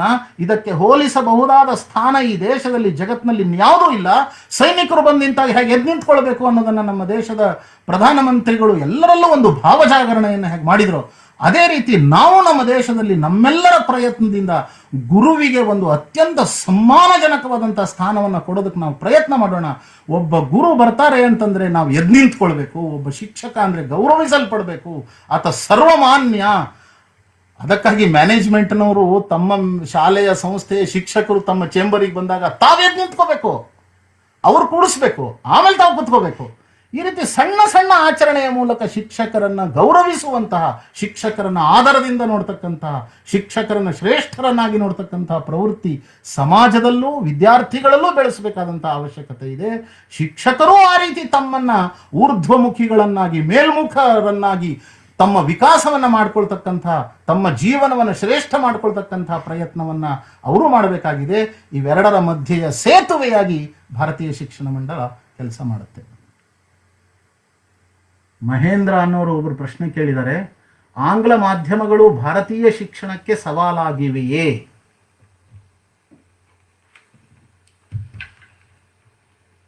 ಆಂಗ್ಲ ಮಾಧ್ಯಮ ಭಾರತೀಯ ಶಿಕ್ಷಣಕ್ಕೆ ಸವಾಲು. ಭಾರತೀಯ ಶಿಕ್ಷಣಕ್ಕೆ ಸವಾಲು ಅಲ್ಲ, ಇವತ್ತಿನ ಅವಶ್ಯಕತೆ ಆಂಗ್ಲ ಮಾಧ್ಯಮ ಅಂತ ಅನ್ನಿಸ್ಬಿಟ್ಟಿದೆ ಅನೇಕರಿಗೆ. ಆದರೆ ಅದು ನಿಜ ಅಲ್ಲ. ಆದರೆ ಆ ಹುಚ್ಚಿನಲ್ಲಿ ಇವತ್ತು ಪಾಲಕರಿದ್ದಾರೆ. ಆದರೆ ತಕ್ಷಣದಲ್ಲೇ ಒಂದು ಗೆರೆಯನ್ನು ಕೊರದಂತೆ ಆಂಗ್ಲ ಮಾಧ್ಯಮವನ್ನು ತೆಗೆದುಹಾಕಕ್ಕೂ ಆಗಲ್ಲ. ಅದಕ್ಕೋಸ್ಕರ ಈಗ ಮಾಡಬಹುದಾಗಿರೋದೇನೆಂದರೆ, ಆಂಗ್ಲ ಮಾಧ್ಯಮ ಶಾಲೆಗಳಲ್ಲೂ ಶಿಕ್ಷಣ ಪದ್ಧತಿಯನ್ನು, ಪಾಠ್ಯಕ್ರಮವನ್ನು, ಗುರುಗಳ ಗುಣಮಟ್ಟವನ್ನು, ಶಿಕ್ಷಣದ ನೀತಿಯನ್ನು ಅಲ್ಲಿ ಬದಲಾವಣೆ ಮಾಡೋದಕ್ಕೆ ಶುರು ಮಾಡಿದರೆ ಆಗ ಆಂಗ್ಲ ಮಾಧ್ಯಮದ ಮೂಲಕವೂ ಸಹ ಒಳ್ಳೆಯ ಪರಿಣಾಮಗಳನ್ನು ನಾವು ನಿರೀಕ್ಷೆ ಮಾಡಬಹುದು. ಆದರೆ ಆಂಗ್ಲ ಭಾಷೆ ಅನ್ನುವುದು ಇದೊಂದು ಬಹಳ ಸೀಮಿತವಾದ ಶಕ್ತಿ ಇರತಕ್ಕಂಥ ಭಾಷೆ ಅನ್ನೋದು ನಮಗೆ ಚೆನ್ನಾಗಿ ಗೊತ್ತಿರಬೇಕು. ಅದು ಅಂತಾರಾಷ್ಟ್ರೀಯ ಭಾಷೆ ಅಲ್ಲ ಅನ್ನೋದು ನಮಗೆ ಚೆನ್ನಾಗಿ ಗೊತ್ತಿರಬೇಕು. ಅದಕ್ಕೆ ಭಾರತೀಯ ಭಾಷೆ, ಮಾತೃಭಾಷೆಯಲ್ಲಿ ಶಿಕ್ಷಣ ಪಡೆಯುವುದರಿಂದ ಮಾತ್ರ ಮನುಷ್ಯನ ಸರಿಯಾದಂಥ ವಿಕಾಸ ಆ ಒಂದು ಶೈಶವ ಅವಸ್ಥೆಯಲ್ಲೇ ಆಗುತ್ತೆ ಅನ್ನೋದು ನಮಗೆ ಗೊತ್ತಿರಬೇಕು. ಆಂಗ್ಲ ಮಾಧ್ಯಮಗಳು ನಿಧಾನವಾಗಿ ಹೇಗೆ ಇದು ಮಾತೃಭಾಷೆಯ ಶಿಕ್ಷಣದ ಶಾಲೆಗಳಲ್ಲಿ ಗುಣಮಟ್ಟದ ಶಿಕ್ಷಣವನ್ನು ನಾವು ಕೊಡೋದಕ್ಕೆ ಶುರು ಮಾಡಿದಾಗ, ಅಲ್ಲಿಗೆ ಪಾಲಕರು ಹೆಚ್ಚು ಹೆಚ್ಚು ಆಸಕ್ತಿಯನ್ನು ವಹಿಸೋದಕ್ಕೆ ಶುರು ಮಾಡಿದಾಗ ನಿಧಾನಕ್ಕೆ ತಾನೇ ಆಂಗ್ಲ ಮಾಧ್ಯಮ ಹೋಗುತ್ತೆ. ದೊಡ್ಡ ಗೆರೆಯನ್ನು ಎಳಿಬೇಕು. ಸಣ್ಣ ಒಂದು ಗೆರೆಯನ್ನು ನಾವು ಅಳುಕಿಸದೆ ಮತ್ತು ಅದನ್ನು ಮುಟ್ಟದೆ ಅದನ್ನು ಸಣ್ಣದು ಮಾಡಬೇಕು ಅಂದರೆ ಪಕ್ಕದಲ್ಲಿ ದೊಡ್ಡ ಗೆರೆಯನ್ನು ಎಳಿಬೇಕು. ಹಾಗೆ ದೊಡ್ಡ ಗೆರೆ ಅಂದರೆ ಮಾತೃಭಾಷೆಯ ಶಿಕ್ಷಣ ಅನ್ನೋದು ದೊಡ್ಡ ಗೆರೆ ಅಂತ ನಮಗೆ ಅನ್ನಿಸ್ಬೇಕು. ಅವ ಆಂಗ್ಲ ಮಾಧ್ಯಮ ಶಾಲೆ ಮಾಧ್ಯಮ ಅದು ಚಿಕ್ಕದು ಅಂತ ಆಗುತ್ತೆ. ಅಲ್ಲಿವರೆಗೂ ಜೊತೆಗೇನೆ ಆಂಗ್ಲ ಮಾಧ್ಯಮವನ್ನು ನಡೆಸಬೇಕು. ಶಿಕ್ಷಣದಲ್ಲಿ ಶ್ರೀಶೈಲ್ ಹುನ್ನೂರನವರು ಪ್ರಶ್ನೆ ಕೇಳಿದ್ದಾರೆ, ಶಿಕ್ಷಣದಲ್ಲಿ ಭಾರತೀಯತೆ ವಿಷಯ ಚೆನ್ನಾಗಿದೆ, ಆದರೆ ಪಠ್ಯ ಪುಸ್ತಕದಲ್ಲಿ ಭಾರತೀಯತೆಯನ್ನು ಬಿಟ್ಟು ಉಳಿದೆಲ್ಲ ಇದೆ, ಇದರ ಬದಲಾವಣೆ ತರುವ ಬಗೆ ಹೇಗೆ? ವಿಜ್ಞಾನದಲ್ಲಿ ಭಾರತೀಯರ ಸಾಧನೆ ಕಾಣುತ್ತಿಲ್ಲ. ನಮ್ಮ ಭಾರತೀಯ ಪ್ರದೀಪ್ ದೀಕ್ಷಿತ್ ಅನ್ನೋರು ಇನ್ನೊಂದು ಪ್ರಶ್ನೆ ಕೇಳಿದ್ದಾರೆ, ನಮ್ಮ ಭಾರತೀಯ ಶಿಕ್ಷಣ ಪದ್ಧತಿ ಮೂಲ ಕಲ್ಪನೆಯ ಆಧಾರದ ಮೇಲೆ ಶೈಕ್ಷಣಿಕ ವ್ಯವಸ್ಥೆಯನ್ನು ರೂಪಿಸುವಲ್ಲಿ ಸರ್ಕಾರ ಹಾಗೂ ಸಮಾಜದ ಪಾತ್ರ ಏನೆಂಬುದನ್ನು ತಿಳಿಸಿ. ಮೊದಲನೇದ್ದು, ಭಾರತೀಯತೆ ಬಿಟ್ಟು ಉಳಿದೆಲ್ಲ ಪಠ್ಯಪುಸ್ತಕಗಳಲ್ಲಿದೆ ಅನ್ನೋದು ಸತ್ಯ.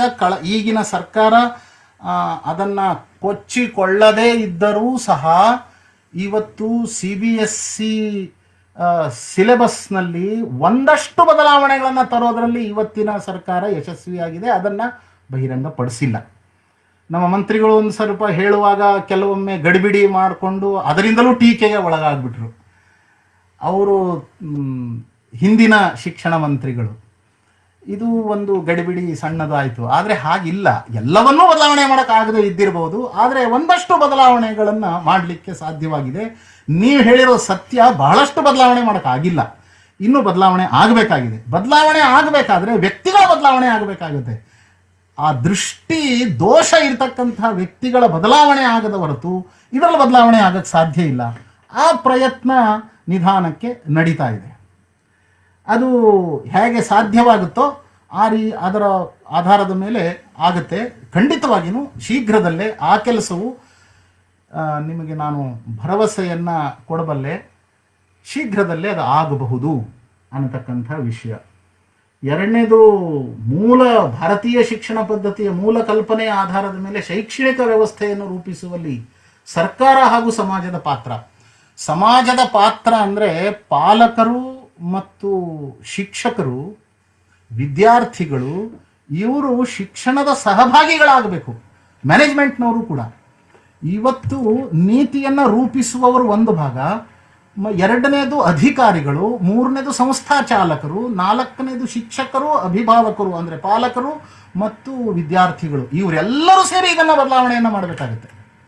ಇದನ್ನು ಬದಲಾವಣೆ ಮಾಡಬೇಕಾದ್ರೆ ನಾನು ಪ್ರಾರಂಭದಲ್ಲಿ ಹೇಳಿದೆ, ಸಂಶೋಧನೆಗಳು ನಡೀಬೇಕು ಮತ್ತು ಅದಕ್ಕೆ ತಕ್ಕಂತೆ ಅವೇರ್ನೆಸ್ ಕ್ರಿಯೇಟ್ ಮಾಡುವಂಥದ್ದು, ಪ್ರಬೋಧನ, ಅರಿವು ನಿರ್ಮಾಣ ಮಾಡ್ತಕ್ಕಂಥ ಕೆಲಸ ಆಗಬೇಕು. ಅದಾದಾಗ ಇದೆಲ್ಲವೂ ಸಾಧ್ಯವಾಗುತ್ತೆ. ನಿಮಗೆ ನಾನು ಒಂದು ವಿಶ್ವಾಸವನ್ನು ನಾನು ಕೊಡ್ಲಿಕ್ಕೆ ಇಚ್ಛೆ ಪಡ್ತೀನಿ. ಅಂದರೆ ಈಗೇನು ಹೊಸ ಶಿಕ್ಷಣ ನೀತಿ ರೂಪಿತವಾಗ್ತಾ ಇದೆಯೋ ಅದರಲ್ಲಿ ನಿಮ್ಮ ಪ್ರಶ್ನೆಗೆ ಬಹುತೇಕ ಉತ್ತರ ಅದರಲ್ಲಿ ಸಿಗುತ್ತೆ. ಆ ಶಿಕ್ಷಣ ನೀತಿ ಈಗಾಗಲೇ 480ಕ್ಕಿಂತ ಹೆಚ್ಚು ಪುಟಗಳಷ್ಟು ಬೃಹತ್ತಾದಂಥ ಒಂದು ಶಿಕ್ಷಣದ ಒಂದು ಕರಡು ನೀತಿ ಅದು ಸಮಾಜದ ಮುಂದೆ, ದೇಶದ ಮುಂದೆ ಇಡಲಾಗಿತ್ತು. ಅದನ್ನು ಈಗ ಸಾರ ರೂಪದಲ್ಲಿ 50 ಪುಟಗಳದ್ದನ್ನು ಮಾಡಲಾಗಿದೆ. ಅದನ್ನು ತಾವು ದಯವಿಟ್ಟು ಎರಡನ್ನು ನೋಡಿದ್ರೆ ನಿಮ್ಮ ಪ್ರಶ್ನೆಗೆ ಉತ್ತರ ಸಿಗುತ್ತೆ. ಒಂದು ಹೊಸ ವ್ಯವಸ್ಥೆ ರೂಪುಗೊಳ್ಳೋದಕ್ಕೆ ಬಹಳ ದೊಡ್ಡದಾದಂಥ ಪ್ರಯತ್ನಗಳು ಪ್ರಾರಂಭ ಆಗುವುದರಲ್ಲಿದ್ದಾವೆ. ಭಾರತೀಯ ಶಿಕ್ಷಣಕ್ಕಾಗಿ ಪ್ರಯತ್ನಿಸುವ ಶಿಕ್ಷಕ ಏಕಾಂಗಿಯಾಗಿ ಬಿಡುತ್ತಾನೆ, ಯಾಕೆ ಹೀಗೆ?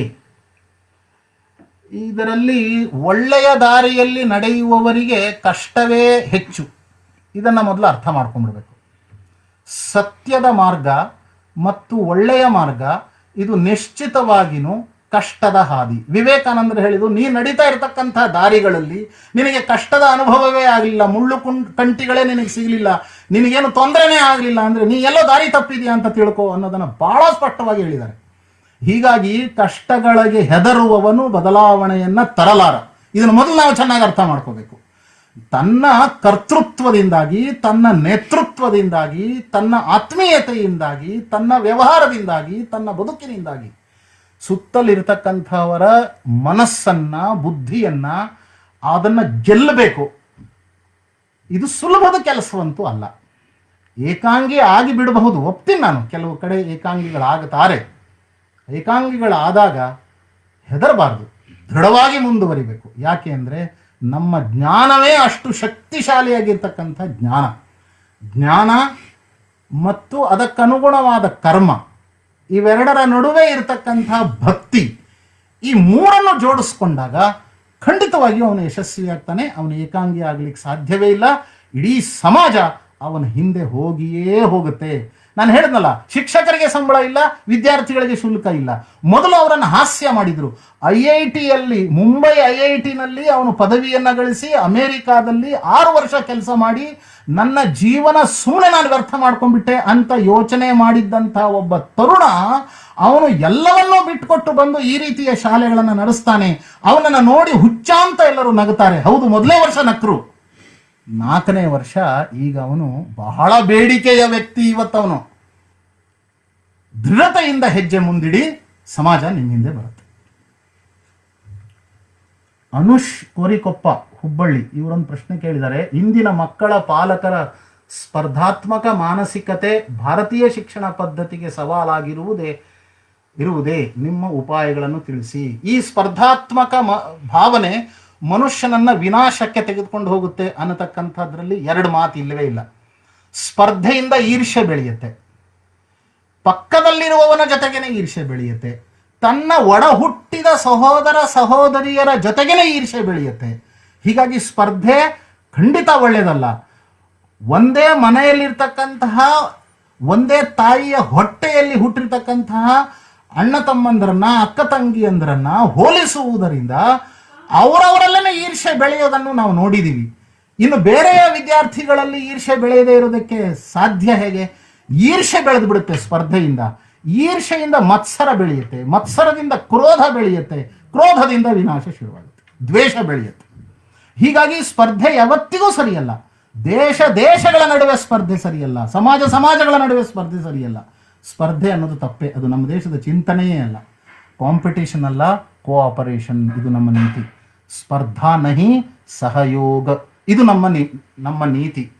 ಅದಕ್ಕಾಗಿ ಶಿಕ್ಷಣ ವ್ಯವಸ್ಥೆಯಲ್ಲಿ ಇವತ್ತು ಅನೇಕ ಕುಲಪತಿಗಳು ಈ ಕಾರ್ಯಕ್ರಮದಲ್ಲಿ ಭಾಗವಹಿಸ್ತಿದ್ದಾರೆ. ನಾನು ನೋಡಿದೆ, ನನಗೆ ಬಹಳ ಸಂತೋಷ ಆಯಿತು.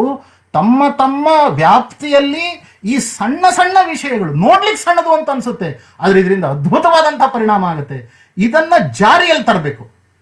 ಅನೇಕ ಸಂಗತಿಗಳನ್ನ ಜಾರಿಗೆ ತರತಕ್ಕಂಥ ಪ್ರಯತ್ನವನ್ನ ನಮ್ಮ ಸಂಪರ್ಕದಲ್ಲಿ ಬಂದಿರತಕ್ಕಂಥ ವಿಶ್ವವಿದ್ಯಾನಿಲಯಗಳವರು, ಕುಲಪತಿಗಳು, ಕುಲಗುರುಗಳು ಮಾಡ್ತಾ ಇದ್ದಾರೆ. ಅದಕ್ಕಾಗಿ ಪ್ರಯತ್ನವನ್ನ ಮಾಡೋದಕ್ಕೆ ಶುರು ಮಾಡಬೇಕು. ಸ್ಪರ್ಧೆ ಅನ್ನೋದು ಇರಬಾರ್ದು. ಅದಕ್ಕೋಸ್ಕರ ಪರೀಕ್ಷೆ ಅನ್ನುವ ರೀತಿಯನ್ನೇ ಬದಲಾಯಿಸಿಬಿಡಬೇಕು. ಈಗ ಯೂನಿವರ್ಸಿಟಿಗಳ ಕೈಯಲ್ಲಿ ಒಂದು ಅವಕಾಶ ಸಿಕ್ಕಿದೆ. ಕೋವಿಡ್ ಇದು ಸವಾಲಲ್ಲ, ಇದೊಂದು ಅವಕಾಶ. ಈ ಸಂದರ್ಭದಲ್ಲಿ ಪರೀಕ್ಷಾ ವಿಧಾನವನ್ನೇ ಒಂದೊಂದು ಯೂನಿವರ್ಸಿಟಿಯವರು ಯೋಚನೆ ಮಾಡಿ ಬದಲಾಯಿಸಿಬಿಡಬೇಕು. ಮೂಲ್ಯಾಂಕನ ಅನ್ನತಕ್ಕಂಥದ್ರಲ್ಲಿ ಆತ್ಮನಿರೀಕ್ಷಣ ಅಂದ್ರೆ ಅಂತರೀಕ್ಷಣ ಮತ್ತು ಪರೀಕ್ಷಣ ಎರಡರ ವಿಧಾನವನ್ನು ಬದಲಾಯಿಸಿಬಿಡೋಣ. ಅಂತರೀಕ್ಷಣವನ್ನ ಶುರು ಮಾಡೋಣ, ಪರೀಕ್ಷಣವನ್ನ ವಿಧಾನವನ್ನ ಬದಲಾಯಿಸೋಣ. ಅದರಿಂದಾಗಿ ಜಾಯ್ಫುಲ್ ಎಜುಕೇಶನ್. ಕುಣಿತ ಶಾಲೆಗೆ ಹೋಗ್ಬೇಕು, ಓಡಿ ಮನೆಗೆ ಬರಬಾರ್ದು. ಶಿಕ್ಷಕರು ಮಕ್ಕಳನ್ನ ಶಾಲೆಯಿಂದ ತಳ್ಳಬೇಕು, ಹೋಗ್ರಿ ಮನೆಗೆ ಅಂತ. ಅಷ್ಟರ ಮಟ್ಟಿಗೆ ಆಸಕ್ತಿ ಬೆಳಿಬೇಕು. ಸರಸ್ವತಿ ಅಂದ್ರೆ ಅದೇ ಅರ್ಥ. ರಸವತಿ, ರಸ ಅಂದ್ರೆ ಆನಂದ, ಸ ಅಂದ್ರೆ ಕೂಡಿದ, ಆನಂದದಿಂದ ಕೂಡಿದ ಶಿಕ್ಷಣ, ಅದೇ ನಿಜವಾದಂತಹ Saraswati. Joyful education, it increases happiness. ಸ್ಪರ್ಧೆ is a disasters, competition is a disastrous aspect. ಅದಕ್ಕೆ ಅದನ್ನು ಸಂಪೂರ್ಣ ತೆಗೆದುಹಾಕಬೇಕು. ಅದಕ್ಕೆ ನಾನು ಶಿಕ್ಷಣ ಸಂಸ್ಥೆಗಳ, ಯೂನಿವರ್ಸಿಟಿಗಳ ಪ್ರಮುಖರಲ್ಲಿ, ಕುಲಪತಿಗಳಲ್ಲಿ, ಕುಲಗುರುಗಳಲ್ಲಿ ನಾನು ಅತ್ಯಂತ ವಿನಮ್ರತೆಯಿಂದ ನಿವೇದನೆಯನ್ನು ಮಾಡ್ಕೊಳ್ತೀನಿ, ಪ್ರಾರ್ಥನೆಯನ್ನು ಮಾಡ್ತೀನಿ. ಈ ಕೋವಿಡ್ ಸಂದರ್ಭದಲ್ಲಿ ನಿಶ್ಚಿತವಾಗಿಯೂ ಇದನ್ನು ಬದಲಾಯಿಸ್ತಕ್ಕಂಥ ಒಂದು ವಜ್ರ ಸಂಕಲ್ಪವನ್ನು ನೀವೆಲ್ಲರೂ ಮಾಡಬೇಕು ಅನ್ನತಕ್ಕಂಥದ್ದು ನನ್ನ ವಿನಂತಿ. ಪ್ರಶಾಂತ್ ಪಲ್ಲೆ, ನಾವು ನಮ್ಮ ನಗರದಲ್ಲಿ ಒಂದು ಶಾಲೆಯನ್ನು ಆರಂಭಿಸುತ್ತಿದ್ದೇವೆ. ಅದರಲ್ಲಿ ಸಂಸ್ಕೃತವನ್ನು ಒಂದು ವಿಷಯವನ್ನಾಗಿ ಬೋಧಿಸಲು ಇಚ್ಛಿಸಿದ್ದೇವೆ. ಪೂರ್ವ ಪ್ರಾಥಮಿಕ ತರಗತಿಗಳಲ್ಲೇ ಪ್ರಾರಂಭ. ಸಂಸ್ಕೃತ ಭಾಷೆಯ ಕಲಿಕೆ ನಮಗೆ ಉಪಯೋಗಿ ಆಗಬಹುದಾ? ನಾವು ಸಂಸ್ಕೃತವನ್ನು ಭಾಷೆಯಾಗಿ ಕಲಿಸುತ್ತಾ ಸಮಾಜದಲ್ಲಿ ಬದಲಾವಣೆಯನ್ನು ತರಬಹುದಾ? ಇದಕ್ಕೆ ನಿಮ್ಮ ಸಲಹೆ. ಬಹಳ ಒಳ್ಳೆಯ ಯೋಚನೆ ನೀವು ಮಾಡಿದಿರಿ. ಲಂಡನ್ನಿನಲ್ಲಿ ಒಂದು ಶಾಲೆ, ಆ ಶಾಲೆ ನಮ್ಮ ಶಾಲೆಗೆ ಪ್ರವೇಶ ಬಯಸುವವರು ಸಂಸ್ಕೃತವನ್ನು ಮೊದಲ ಭಾಷೆಯನ್ನಾಗಿ ಕಡ್ಡಾಯವಾಗಿ ಸ್ವೀಕಾರ ಮಾಡಬೇಕು ಅಂತ ತಮ್ಮ ವೆಬ್ಸೈಟಲ್ಲಿ ಬರೆದುಬಿಟ್ಟಿದ್ದಾರೆ. ಅವರ ಶಾಲೆಗಳ ಬ್ರ್ಯಾಂಚ್ ಅಂದರೆ ಶಾಖೆಗಳು, ಆ ಸಂಸ್ಥೆಯ ಶಾಲೆಗಳು ಜರ್ಮನಿಯಲ್ಲೂ ಕೂಡ ಇದೆ. ಎಲ್ಲ ಕಡೆಗೆ ಅವು ಮೊದಲನೇ ಸ್ಥಾನದಲ್ಲಿದ್ದಾವೆ.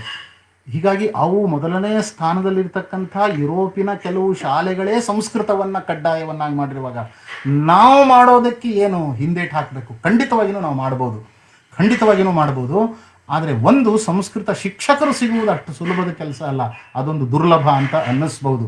ಅದಕ್ಕೋಸ್ಕರ ಆನ್ಲೈನ್ ಸಂಸ್ಕೃತವನ್ನು ಕಲಿತಕ್ಕಂಥ ಒಂದು ವ್ಯವಸ್ಥೆಯನ್ನು ಸಿಕ್ಕರಂತೂ ಬಹಳ ಸಂತೋಷ. ಸಿಗದೇ ಇದ್ರೆ ಇರುವ ಶಿಕ್ಷಕರನ್ನೇ ತರಬೇತಿಗೋಸ್ಕರ ಕಳಿಸ್ಕೊಡ್ರಿ. ಸಂಸ್ಕೃತ ಭಾರತೀಯ ಮೂಲಕ 12 ತಿಂಗಳು 365 ದಿವಸ ದೆಹಲಿಯಲ್ಲಿ ತರಬೇತಿಯ ವ್ಯವಸ್ಥೆ ಇದೆ.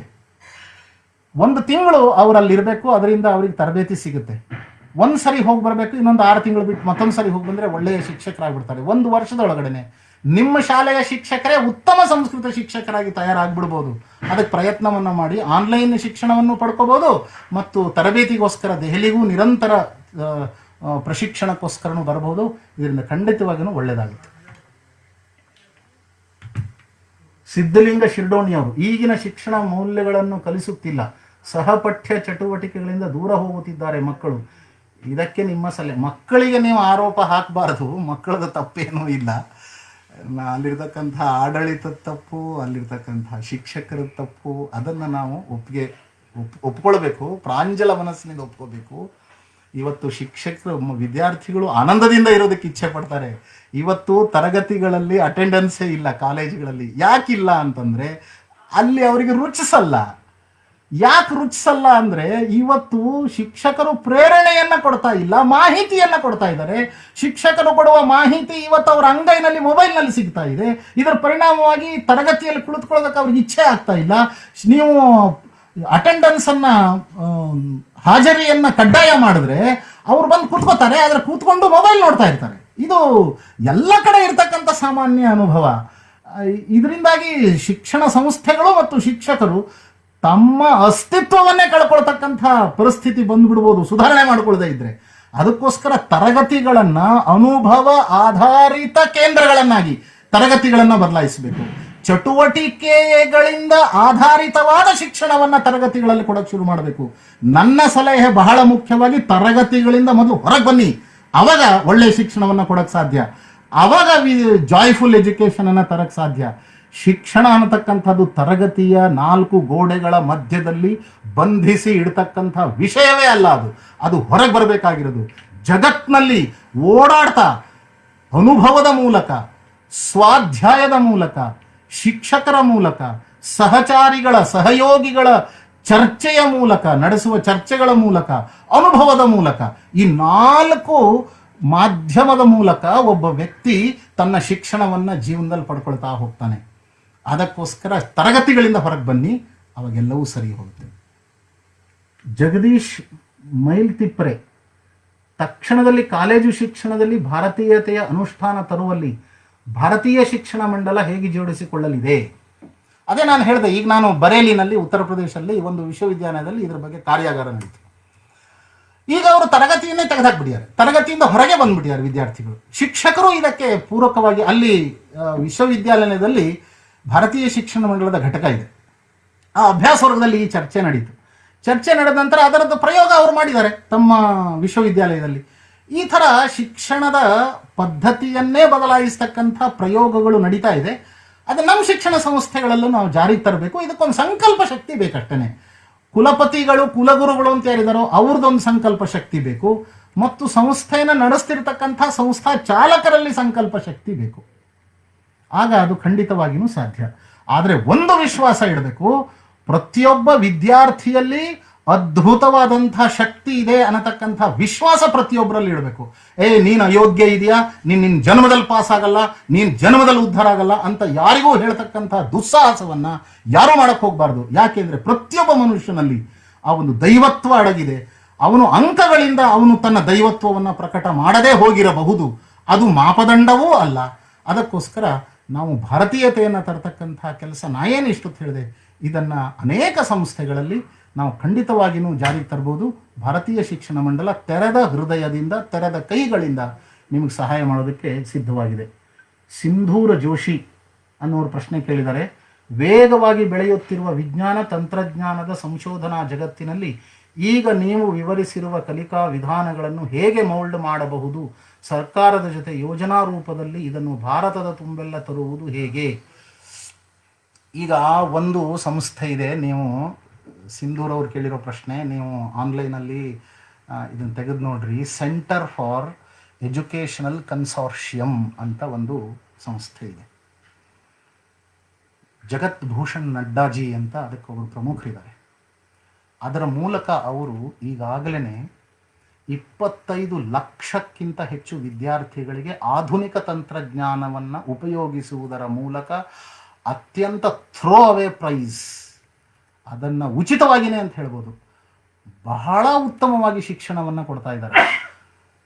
ಭಾರತೀಯ ಶಿಕ್ಷಣ ಮಂಡಲ ಶಿಕ್ಷಣದ ಪದ್ಧತಿ, ಶಿಕ್ಷಣದ ನೀತಿ, ಪಾಠ್ಯಕ್ರಮಗಳನ್ನು ಬದಲಾವಣೆ ಮಾಡಕ್ಕೆ ಹೊರಟಿದೆ ಅನ್ನುವುದರ ಅರ್ಥ ಆಧುನಿಕ ತಂತ್ರಜ್ಞಾನವನ್ನು, ಆಧುನಿಕ ವಿಧಾನಗಳನ್ನೂ ಬಳಸಿಕೊಂಡು ಅಂತ ಅದರ ಅರ್ಥ. ಯುಗಾನುಕೂಲ ಪರಿವರ್ತನೆ ಅನ್ನೋದು ಭಾರತೀಯ ಶಿಕ್ಷಣ ಮಂಡಲದ ಯೋಚನೆ. ಯಾವಾಗಲೂ ಒಂದು ವೃಕ್ಷ ನಳನಳಿಸುವುದು ಯಾವಾಗ ಅಂದರೆ ಹೊಸ ಚಿಗುರು ಇರಬೇಕು, ಹಳೆಯ ಬೇರೂ ಇರಬೇಕು. ಆಗ ಮರ ಅದರ ಸೊಬಗನ್ನು ಹೆಚ್ಚು ಮಾಡಿಕೊಳ್ಳುತ್ತೆ. ಈ ಶಿಕ್ಷಣ ಅನ್ನುವಂತಹ ವೃಕ್ಷದ ಸೊಬಗು ಜಾಸ್ತಿ ಆಗಬೇಕಾದ್ರೆ ಪ್ರಾಚೀನ ಗುರುಕುಲ ಪದ್ಧತಿಯನ್ನು ಯುಗಾನುಕೂಲ ರೀತಿಯಲ್ಲಿ ಪರಿವರ್ತಿಸಿ ಆಧುನಿಕ ಶಿಕ್ಷಣ ವ್ಯವಸ್ಥೆಯಲ್ಲಿ ಅದನ್ನು ಅಳವಡಿಸ್ಕೋಬೇಕು. ಶಿಕ್ಷಣ ನೀತಿಯಲ್ಲಿ ಇದಿಷ್ಟನ್ನೂ ಮಾಡ್ತಕ್ಕಂಥ ಪ್ರಯತ್ನವನ್ನು ಎಲ್ಲರೂ ಸೇರಿ ಮಾಡಿದ್ದಾರೆ ಅನ್ನೋದನ್ನು ನಾನು ನಿಮಗೆ ಭಾಳ ಅಭಿಮಾನದಿಂದ ಹೇಳಲಿಕ್ಕೆ ಇಚ್ಛೆ ಪಡ್ತೀನಿ. ಅದನ್ನು ನೀವು ನೋಡಿದಾಗ ನಿಮಗೆ ಗೊತ್ತಾಗುತ್ತೆ. ಮಂಜು ಅನ್ನೋರು ಭಾರತೀಯ ಶಿಕ್ಷಣವನ್ನು ನೀಡುವ ಗುರುಕುಲಗಳ ಸಂಖ್ಯೆ ಅತಿ ಕಡಿಮೆ ಇದೆ. ಗುರುಕುಲಗಳ ಸಂಖ್ಯೆಯನ್ನು ಹೆಚ್ಚಿಸುವಲ್ಲಿ ಭಾರತೀಯ ಶಿಕ್ಷಣ ಮಂಡಳದ ನಿರ್ಧಾರಗಳೇನು? ನಮ್ಮ ಭಾರತೀಯ ಶಿಕ್ಷಣ ಮಂಡಲದಲ್ಲಿ 5 ಗತಿವಿಧಿಗಳಿದೆ. ಮಹಿಳಾ ಪ್ರಕಲ್ಪ, ಶಾಲೆಯ ಪ್ರಕಲ್ಪ, ಗುರುಕುಲ ಪ್ರಕಲ್ಪ, ಶೈಕ್ಷಿಕ ಪ್ರಕೋಷ್ಠ, ಅನುಸಂಧಾನ ಪ್ರಕೋಷ್ಠ ಮತ್ತು ಯುವ ಆಯಾಮ ಅಂತ ಇದೆ. ಅದರಲ್ಲಿ ಗುರುಕುಲ ಪ್ರಕಲ್ಪವು ಒಂದು. ಗುರುಕುಲ ಪ್ರಕಲ್ಪದ ಮೂಲಕ ನಾವು ಮೊದಲನೇ ಕೆಲಸ ಮಾಡಿದ್ದು ಗುರುಕುಲಗಳು ಎಷ್ಟಿದ್ದಾವೆ ಅನ್ನೋದನ್ನು ಪಟ್ಟಿ ಮಾಡೋಣ ಅಂತ ಪಟ್ಟಿ ಮಾಡೋಕ್ಕೆ ಶುರು ಮಾಡಿದ್ವಿ. ಪಟ್ಟಿ ಮಾಡಿದಾಗ ನಮಗೆ ಸಿಕ್ಕಿದ್ದು 4,000 ಪಟ್ಟಿ ಮಾಡೋಕ್ಕೆ ಹೊರಟಾಗ ನಮಗೆ ಗೊತ್ತಾಗಿದ್ದು 10,000ಕ್ಕಿಂತ ಹೆಚ್ಚಿದೆ ಅನ್ನೋದು ಗೊತ್ತಾಯಿತು. ಆಗ ನಾವು ಅನೇಕ ಪ್ರಶ್ನಾವಳಿಗಳನ್ನು ಇಟ್ಕೊಂಡು ಈ ಗುರುಕುಲಗಳನ್ನು ಸರ್ವೇಕ್ಷಣೆ ಮಾಡಿದ್ವಿ. ಆವಾಗ ಅವರಿಗೆ ಅನೇಕ ರೀತಿಯ ಸಮಸ್ಯೆಗಳಿರುವುದು ನಮಗೆ ಕಂಡುಬಂತು. ಅದರಲ್ಲಿ ಬಹಳ ಮಹತ್ವವಾದಂಥದ್ದು ಅಂತಂದರೆ ಆಚಾರ್ಯರು, ಯೋಗ್ಯರಾದಂತಹ ಆಚಾರ್ಯರ ಕೊರತೆ ಅವರನ್ನು ಕಾಡ್ತಾ ಇದೆ ಅನ್ನೋದು ಗೊತ್ತಾಯಿತು. ಅನೇಕ ಜನ ಮಕ್ಕಳನ್ನು ಗುರುಕುಲಕ್ಕೆ ಸೇರಿಸಬೇಕು ಅಂತ ಅಂದ್ಕೊಳ್ತಾರೆ. ಆದರೆ ಆ ಗುರುಕುಲಗಳಲ್ಲಿ ಯೋಗ್ಯ ಆಚಾರ್ಯರು ಇಲ್ಲದೆ ಇರೋದರಿಂದ ಯೋಗ್ಯವಾದ ಶಿಕ್ಷಣ ಸಿಗೋದಕ್ಕೆ ಸಾಧ್ಯವಾಗ್ತಾ ಇಲ್ಲ ಅನ್ನತಕ್ಕಂಥ ಸತ್ಯದ ಅರಿವಾದ ನಂತರ ನಾವು ಕಳೆದ ವರ್ಷದಿಂದ 1.5 ವರ್ಷದಿಂದ ನಾವು ಆಚಾರ್ಯ ಪ್ರಶಿಕ್ಷಣ ವರ್ಗ ಅನ್ನೋದನ್ನು ಯೋಚನೆ ಮಾಡಿದ್ದೀವಿ. ಆಚಾರ್ಯ ಪ್ರಶಿಕ್ಷಣ ವರ್ಗವನ್ನು ನಡೆಸುವುದರ ಮುಖಾಂತರ ಆಚಾರ್ಯರ ದೃಷ್ಟಿ ಬದಲಾಯಿಸೋದು, ಅದರ ಮೂಲಕ ಅವರು ಮಾಡುವ ಸೃಷ್ಟಿಯಲ್ಲಿ ಬದಲಾವಣೆಯನ್ನು ತರುವುದು. ಅಲ್ಲಿರ್ತಕ್ಕಂತಹ ಸಮಯ ಸಾರಣಿ ಹೇಗಿರಬೇಕು, ಗುರುಕುಲ ಅಂದರೆ ಏನು ಅನ್ನೋದ್ರ ಬಗ್ಗೆನೂ ನಾವು ಯೋಚನೆ ಮಾಡಿದ್ದೀವಿ. ಗುರುಕುಲದಲ್ಲಿ ಪಂಚಾಸ್ಯ ಪ್ರಪಂಚನಂ ಅಂತ ನಾವು ಒಂದು ಶೀರ್ಷಿಕೆಯ ಅಡಿಯಲ್ಲಿ 5 ವಿಷಯಗಳ ಒಂದು ಗುಚ್ಛವನ್ನು ಮಾಡಿ, ಆ ರೀತಿಯ 12 ಗುಚ್ಛಗಳು ಅಂದರೆ 60 ಬಿಂದುಗಳು, ಅದು 6ರಂತೆ 360 ಬಿಂದುಗಳಾಗುತ್ತೆ. ಅಂದರೆ 360 degree education we are giving. We are suppose to give 360 degree education in gurukulas. ಆ ತರಬೇತಿಯನ್ನು ಕೊಡೋಕೆ ಶುರು ಮಾಡಿದ್ದೀವಿ. ಆ ರೀತಿ ಗುರುಕುಲಗಳಿಗೆ ಆರ್ಥಿಕ ಸಹಾಯವನ್ನು ಮಾಡಬೇಕು. ಆರ್ಥಿಕ ಸಂಪನ್ಮೂಲದ ಕೊರತೆಯು ಅನೇಕ ಗುರುಕುಲಗಳಿಗೆ ಕಾಡ್ತಾ ಇದೆ. ಅದಕ್ಕೋಸ್ಕರ ಅಲ್ಲೇ ಇರ್ತಕ್ಕಂಥ ಅನೇಕ ಜನ ಧನದಾತರನ್ನು ಅಲ್ಲಿರ್ತಕ್ಕಂಥವರೇ ಮಾತಾಡಿಸೋದು, ಅವರಿಗೆ ಪ್ರೇರಣೆಯನ್ನು ಕೊಡುವುದು, ಆರ್ಥಿಕ ಸಮಸ್ಯೆ ಅದಕ್ಕಾಗದೇ ಇರುವಂತೆ ಸಮಾಜದ ಸಹಯೋಗದಿಂದ ಗುರುಕುಲಗಳು ನಡೆಯುವಂತೆ ಆಗಬೇಕು ಅನ್ನೋದಕ್ಕೋಸ್ಕರ ಸಮಾಜವನ್ನು ಪ್ರೇರೇಪಿಸುವ ಕೆಲಸವನ್ನು ನಾವು ಮಾಡ್ತಾ ಇದ್ದೀವಿ. ಆಚಾರ್ಯ ಪ್ರಶಿಕ್ಷಣ ಮತ್ತು ಸಮಾಜದ ಅರಿವನ್ನು ಈ ಕುರಿತಾಗಿ ನಿರ್ಮಾಣ ಮಾಡ್ತಕ್ಕಂಥದ್ದು, ಸಮಾಜದಲ್ಲಿ ಗುರುಕುಲಗಳ ಕುರಿತು ಜಾಗೃತಿ ನಿರ್ಮಾಣ ಮಾಡೋದು. ಉಜ್ಜಯಿನಿನಲ್ಲಿ 2018 ಏಪ್ರಿಲ್ ತಿಂಗಳಲ್ಲಿ ನಾವು ಈ ಪಟ್ಟಿಯನ್ನೆಲ್ಲ ಮಾಡಿದ ಮೇಲೆ ಒಂದು ಗುರುಕುಲ ಸಮ್ಮೇಳನವನ್ನು ಮಾಡಿದ್ವಿ. 3,000ಕ್ಕಿಂತ ಹೆಚ್ಚು ಜನ ಆ ಸಮ್ಮೇಳನದಲ್ಲಿ, ಉಜ್ಜಯಿನಿಯಲ್ಲಿ ನಡೆದಂಥ ಸಮ್ಮೇಳನದಲ್ಲಿ ಭಾಗವಹಿಸಿದ್ರು. 700ಕ್ಕಿಂತ ಹೆಚ್ಚು ಗುರುಕುಲಗಳ ಪ್ರತಿನಿಧಿಗಳು ಭಾಗವಹಿಸಿದ್ರು. 9 ದೇಶದಿಂದ, ಭಾರತದ ಹೊರಗಡೆ 9 ದೇಶಗಳಿಂದ ಪ್ರತಿನಿಧಿಗಳು ಬಂದಿದ್ರು. ಇಂಡೋನೇಷಿಯಾದಿಂದ ಪ್ರತಿನಿಧಿಗಳನ್ನು ಕಳಿಸ್ಕೊಡೋದಕ್ಕೆ ಅಲ್ಲಿನ ಸರ್ಕಾರಕ್ಕೆ ಸಾಧ್ಯವಾಗಲಿಲ್ಲ. ಆಮೇಲೆ ಅವರೊಂದು ಪತ್ರ ಭಾರತೀಯ ಶಿಕ್ಷಣ ಮಂಡಲಕ್ಕೆ ಬರೆದ್ರು, ನಾವು ಪ್ರತಿನಿಧಿಯನ್ನು ಕಳಿಸೋದಕ್ಕೆ ಸಾಧ್ಯವಾಗಲಿಲ್ಲ, ದಯವಿಟ್ಟು ನಿಮ್ಮ ಪ್ರತಿನಿಧಿಯನ್ನು ನಮ್ಮ ದೇಶಕ್ಕೆ ಕಳಿಸ್ಕೊಡ್ತಕ್ಕಂಥ ಕೃಪೆಯನ್ನು ಮಾಡಿ ನಮ್ಮ ದೇಶದಲ್ಲಿ ಗುರುಕುಲಗಳನ್ನು ಶುರು ಮಾಡ್ತೀವಿ ಅಂತ. ನೇಪಾಳದಲ್ಲಿ ನೇಪಾಳ ಶಿಕ್ಷಣ ಪರಿಷತ್ ಅನ್ನತಕ್ಕಂಥ ಹೆಸರಿನಲ್ಲಿ ಭಾರತೀಯ ಶಿಕ್ಷಣ ಮಂಡಲ ಕೆಲಸ ಮಾಡ್ತಾ ಇದೆ. ಅಲ್ಲಿ ಗುರುಕುಲ ಸಮ್ಮೇಳನವನ್ನು ದೊಡ್ಡ ಪ್ರಮಾಣದಲ್ಲಿ ಮಾಡಿದ್ವಿ. ಅಲ್ಲಿ ಭಾರತಕ್ಕಿಂತ ಬಹಳ ಒಳ್ಳೆಯ ರೀತಿಯಲ್ಲಿ ಅವರು ಗುರುಕುಲದ ವಿಷಯದಲ್ಲಿ ಮುಂದಕ್ಕೆ ಹೋಗ್ತಿರ್ತಕ್ಕಂಥ ಸುಂದರ ದೃಶ್ಯ ಅಲ್ಲಿನ ಶಿಕ್ಷಣ ವ್ಯವಸ್ಥೆಯಲ್ಲಿ ನಮಗೆ ಕಾಣಿಸುತ್ತೆ. ಈ ಥರ ಗುರುಕುಲಗಳ ಗುಣಮಟ್ಟವನ್ನು ಹೆಚ್ಚಿಸುವುದಕ್ಕೆ ಆಚಾರ್ಯರನ್ನು ಒದಗಿಸುವ, ಗುಣಮಟ್ಟವನ್ನು ಹೆಚ್ಚಿಸುವ ಕೆಲಸ, ಆಚಾರ್ಯರನ್ನು ಒದಗಿಸುವ ಕೆಲಸ ಮತ್ತು ಸಮಾಜದಲ್ಲಿ ಗುರುಕುಲಗಳನ್ನು ನಡೆಸಲಿಕ್ಕೆ ಆರ್ಥಿಕ ಮತ್ತು ಅನೇಕ ರೀತಿಯ ಸಹಯೋಗಗಳನ್ನು ಸಮಾಜ ಕೊಡೋದಕ್ಕೆ ಮುಂದೆ ಬರಬೇಕು ಅನ್ನೋದಕ್ಕೋಸ್ಕರ ಸಮಾಜದಲ್ಲಿ ಅರಿವು ನಿರ್ಮಾಣ ಮಾಡ್ತಕ್ಕಂಥ ಕೆಲಸ ಇದನ್ನು ನಾವು ಮಾಡ್ತಾ ಇದ್ದೀವಿ. ಮುರಳಿ ದೀಕ್ಷಿತ್ ಅನ್ನುವರು ಮೌಲ್ಯಾಧಾರಿತ ಶಿಕ್ಷಣ ಯಾವ ವಯಸ್ಸಿನಿಂದ ಯಾವ ವಯಸ್ಸಿನವರೆಗೆ ಕೊಡಬೇಕು ಮತ್ತು ಸರ್ಕಾರಿ ಶಾಲೆಗಳ ಗುಣಮಟ್ಟ ಹೆಚ್ಚಿಸಿ ಖಾಸಗಿ ಶಾಲೆಗಳ ಆಧಾರತೆ ಕಡಿಮೆ ಮಾಡಲು ಏನು ಕ್ರಮ ಕೈಗೊಳ್ಳಲಾಗುತ್ತದೆ? ಮೌಲ್ಯಾಧಾರಿತ ಶಿಕ್ಷಣ, ನಾನು ಹೇಳಿದೆ ಗರ್ಭ ಸಂಸ್ಕಾರದಿಂದ ಅಂತ್ಯ ಸಂಸ್ಕಾರದವರೆಗೆ ಮೌಲ್ಯಾಧಾರಿತ ಶಿಕ್ಷಣ. ಶಿಕ್ಷಣ ಅಂದ್ರೆ ಸಂಸ್ಕಾರ, ಸಂಸ್ಕಾರ ಅಂದ್ರೇ ಕೆಟ್ಟದ್ದನ್ನು ತೆಗೆಯುವುದು, ಒಳ್ಳೆಯದನ್ನು ಜೋಡಿಸಿಕೊಳ್ಳುವುದು. ಇದು ಯಾವಾಗಿಂದ ಪ್ರಾರಂಭ ಆಗಬೇಕು? ಯಾವಾಗಿಂದ ಪ್ರಾರಂಭ ಆಗಬೇಕು ಅಂದರೆ ಗರ್ಭಧಾರಣೆ ಆಗಿ ಜೀವ ಅನ್ನುವುದು ಅಲ್ಲಿ ಗರ್ಭದಲ್ಲಿ ಪ್ರವೇಶ ಆದ ಕೂಡಲೇ ಶಿಕ್ಷಣ ಪ್ರಾರಂಭ ಆಗುತ್ತೆ. ನಮಗೆ ಗೊತ್ತಾಗ್ಬೋದು, ಗೊತ್ತಾಗದೇ ಇರ್ಬೋದು. ಶಿಕ್ಷಣ ಸಂಸ್ಕಾರ ಪ್ರಾರಂಭ ಆಗೋದು ಅಲ್ಲಿಂದ ಅಂತ್ಯ ಸಂಸ್ಕಾರದವರೆಗೆ ಈ ಒಂದು ಪ್ರಕ್ರಿಯೆ ನಿರಂತರವಾಗಿ ನಡೀತಾನೆ ಇರುತ್ತೆ. ಯಾವಾಗ ಪ್ರಾರಂಭ ಯಾವಾಗ ಮುಕ್ತಾಯ ಅನ್ನುವುದು ಇಲ್ಲವೇ ಇಲ್ಲ. ಜೀವ ಸೃಷ್ಟಿಯಾದಾಗಲಿಂದ ಪ್ರಾರಂಭ, ಜೀವ ಹೋಗುವವರೆಗೆ, ಕೊನೆಯ ಉಸಿರಿನವರೆಗೆ. ಸರ್ಕಾರಿ ಶಾಲೆಗಳ ಗುಣಮಟ್ಟ ಹೆಚ್ಚಿಸಿ ಖಾಸಗಿ ಶಾಲೆ, ಸರ್ಕಾರಿ ಮತ್ತು ಖಾಸಗಿ ಶಾಲೆಗಳ ನಡುವೆ ಭೇದವೇ ನಿರ್ಮಾಣ ಆಗಬಾರದು ಅನ್ನುವ ದೃಷ್ಟಿಯಿಂದ ಯೋಚನೆಯನ್ನು ಮಾಡಬೇಕಾಗುತ್ತೆ. ಹೊಸ ಶಿಕ್ಷಣ ನೀತಿಯಲ್ಲಿ ಇದನ್ನು ಅಳವಡಿಸಲಾಗಿದೆ. ಆದರೆ ಯಾವುದೇ ಶಾಲೆ ವ್ಯಾಪಾರಕ್ಕಾಗಿ, ಹಣಕ್ಕಾಗಿ ನಡೀತಾ ಇಲ್ಲ ಅನ್ನತಕ್ಕಂಥದ್ದನ್ನು ಆ ಶಾಲೆ ತನ್ನನ್ನು ತಾನು ಸರ್ಕಾರ ಕೊಟ್ಟಿರ್ತಕ್ಕಂಥ ಮಾಪಕಗಳ ಮೂಲಕ, ಅಂದರೆ ಗೈಡ್ಲೈನ್ಸ್, ನಿರ್ದೇಶನಗಳ ಆಧಾರದ ಮೇಲೆ ತನ್ನನ್ನು ತಾನು ಪರೋಪಕಾರದ, ಲೋಕ ಕಲ್ಯಾಣದ ದೃಷ್ಟಿಯಿಂದ ಶಿಕ್ಷಣವನ್ನು ನಾವು ನಡೆಸ್ತಾ ಇದ್ದೀವಿ, ವ್ಯಾಪಾರಕ್ಕಾಗಿ ಅಲ್ಲ ಅನ್ನುವುದು ಗೈಡ್ಲೈನ್ಸ್ ಆಧಾರದ ಮೇಲೆ ಘೋಷಿಸಿಕೊಳ್ಳಬೇಕು. ಅದಕ್ಕೆ ಮಾನ್ಯತಾ ಪತ್ರ, ಪ್ರಮಾಣ ಪತ್ರವೂ ಸಿಗಬೇಕು, ನಿಮ್ಮದು ವ್ಯಾಪಾರಿ ಸಂಸ್ಥೆ ಅಲ್ಲ ಅಂತ. ಆಗ ಆ ಶಿಕ್ಷಣ ಸಂಸ್ಥೆ ಖಾಸಗಿಯಾಗಿದ್ರೂ ಕೂಡ ಸರ್ಕಾರದ ಸಹಾಯಧನ ಆ ಸಂಸ್ಥೆಗೆ ಸಿಗುತ್ತೆ. ಅದರ ಪರಿಣಾಮವಾಗಿ ಸರ್ಕಾರಿ ಶಾಲೆಗಳಂತೂ ತಮ್ಮ ಗುಣಮಟ್ಟವನ್ನು ಹೆಚ್ಚಿಸ್ಕೋಬಹುದು. ಖಾಸಗಿ ಶಾಲೆಗಳು ಈ ಉದ್ದೇಶಕ್ಕನುಗುಣವಾಗಿ ತಮ್ಮನ್ನು ತಾವು ಬದಲಾಯಿಸಿಕೊಂಡಾಗ ಅವರೂ ಕೂಡ ತಮ್ಮ ಶಕ್ತಿಯನ್ನು ಬೆಳೆಸ್ಕೊಳ್ಬಹುದು. ಆದರೆ ಸರ್ಕಾರಿ ಶಾಲೆಗಳ ಗುಣಮಟ್ಟ ಹೆಚ್ಚಿಸೋದಕ್ಕೆ ಹೇಗೆ ಸಾಧ್ಯ ಅಂದಾಗ ಹೊಸ ಶಿಕ್ಷಣ ನೀತಿಯಲ್ಲಿ ಇನ್ನೊಂದನ್ನು ಜೋಡಿಸಲಾಗಿದೆ. ಅಲ್ಲಿ ಆಡಳಿತದ ಸ್ವಾಯತ್ತತೆ, ಆರ್ಥಿಕ ಸ್ವಾಯತ್ತತೆ ಮತ್ತು ಶೈಕ್ಷಣಿಕ ಸ್ವಾಯತ್ತತೆ, ಈ 3 ಸ್ವಾಯತ್ತತೆಯನ್ನು ಶಾಲಾ ಮಟ್ಟದಲ್ಲಿ ಕ್ಲಸ್ಟರ್ ಲೆವೆಲ್ನಲ್ಲಿ ಕೊಡಲಾಗಿದೆ. ಅದರ ಪರಿಣಾಮವಾಗಿ ಆ ಆಡಳಿತ ಅಲ್ಲೇ ನಡೆಯುತ್ತೆ. ಎಲ್ಲೋ ಬೆಂಗಳೂರಿನಿಂದ, ದಿಲ್ಲಿಯಿಂದ ಆಡಳಿತ ನಡೆಯಲ್ಲ, ಅಲ್ಲೇ ಸ್ಥಾನೀಯವಾಗಿ ಆಡಳಿತ ನಡೆಯುತ್ತೆ. ಆಡಳಿತ ಯಾರಿಂದ ನಡೆಯುತ್ತೆ? ಅದರಲ್ಲಿ ಶಾಲೆಯ ಶಿಕ್ಷಕರು ಇರ್ತಾರೆ, ಶಾಲೆಯ ಹೊರಗಡೆ ಇರ್ತಕ್ಕಂತಹ ಸರ್ಕಾರದ ಪದಾಧಿಕಾರಿ, ಸರ್ಕಾರದ ನೌಕರಿಯಲ್ಲಿ ಇಲ್ಲದೆ ಇರತಕ್ಕಂತಹ ಸಮಾಜದ ಗಣ್ಯ ವ್ಯಕ್ತಿಗಳಿರ್ತಾರೆ, ಶಿಕ್ಷಣ ತಜ್ಞರು ಇರ್ತಾರೆ. ಎಲ್ಲರನ್ನೂ ಒಳಗೊಂಡಿರ್ತಕ್ಕಂತಹ ಒಂದು ಆಡಳಿತ ಮಂಡಳಿ ಅಂತಾಗುತ್ತೆ. 20-25 ಶಾಲೆಗಳ ಒಂದು ಸಮುಚ್ಚಯಕ್ಕೆ ಅವರು ಆಡಳಿತವನ್ನು ನಡೆಸ್ತಾರೆ. ಆಗ ಗುಣಮಟ್ಟವನ್ನು ಹೆಚ್ಚಿಸೋದಕ್ಕೋಸ್ಕರ ಅವರೆಲ್ಲರೂ ಯೋಗದಾನವನ್ನು ಮಾಡಬೇಕು, ಸಮಾಜದ ಸಹಯೋಗವನ್ನು ತೆಗೆದುಕೊಳ್ಬೇಕು ಅನ್ನತಕ್ಕಂಥ ಒಂದು ಕಲ್ಪನೆ ಇದೆ. ಇದು ನೀತಿಯಲ್ಲಿರ್ತಕ್ಕಂಥದ್ದು. ಇದು ಯೋಜನೆಯಾಗಿ, ಆಕ್ಷನ್ ಪ್ಲಾನ್ ಆಗಿ ರೂಪುಗೊಂಡಾಗ ಬರಬಹುದಾದ ಸಮಸ್ಯೆಗಳನ್ನು ಮತ್ತೆ ಎಲ್ಲರೂ ಸೇರಿ, ಶಿಕ್ಷಣ ತಜ್ಞರು, ಸಂಬಂಧಪಟ್ಟಂತಹ ಎಲ್ಲ ಪ್ರಮುಖರುಗಳು ಒಟ್ಟಿಗೆ ಸೇರಿ ಮತ್ತೆ ಅದರಲ್ಲಿರ್ತಕ್ಕಂಥ ಲೋಪದೋಷಗಳನ್ನು ಸರಿಪಡಿಸ್ತಾ ಈ ಒಂದು ನಿಮ್ಮ ಪ್ರಶ್ನೆಗೆ ಉತ್ತರವನ್ನ ನಾವೇ ಕಂಡುಕೊಳ್ಳಬೇಕಾಗಿರ್ತಕ್ಕಂಥ ಒಂದು ಅವಕಾಶ ನೀತಿಯಲ್ಲಿದೆ. ಅದರ ಪ್ರಯತ್ನದ ಮೂಲಕ, ಪುರುಷಾರ್ಥದ ಮೂಲಕ ಅದನ್ನು ಸಾಧಿಸ್ಕೊಳ್ತಕ್ಕಂಥ ಪ್ರಯತ್ನವನ್ನು ನಾವು ಮಾಡಬೇಕು. ಇದೇ ಕೊನೆಯ ಪ್ರಶ್ನೆ. ನೀವೆಲ್ಲರೂ ಪ್ರಶ್ನೆಯನ್ನು ಕೇಳಿ ಶಿಕ್ಷಣದ ಬಗ್ಗೆ ನಿಮಗಿರ್ತಕ್ಕಂಥ ಆಸಕ್ತಿಯನ್ನು ಸಂಪೂರ್ಣವಾಗಿ ಪ್ರಕಟ ಮಾಡಿದ್ದೀರಾ ಮತ್ತು ನಿಮ್ಮ ಸಮಯವನ್ನು 1.5 ಗಂಟೆಗಳ ಕಾಲ ಈ ಒಂದು ವಿಚಾರವನ್ನು ಕೇಳಲಿಕ್ಕೆ ನೀವು ವಿನಿಯೋಗಿಸಿದ್ದೀರಾ. ಅದಕ್ಕೋಸ್ಕರ ನಾನು ನಿಮಗೆಲ್ಲರಿಗೂ ಹೃತ್ಪೂರ್ವಕವಾಗಿ ಧನ್ಯವಾದಗಳನ್ನು ನಾನು ಸಲ್ಲಿಸ್ತೀನಿ.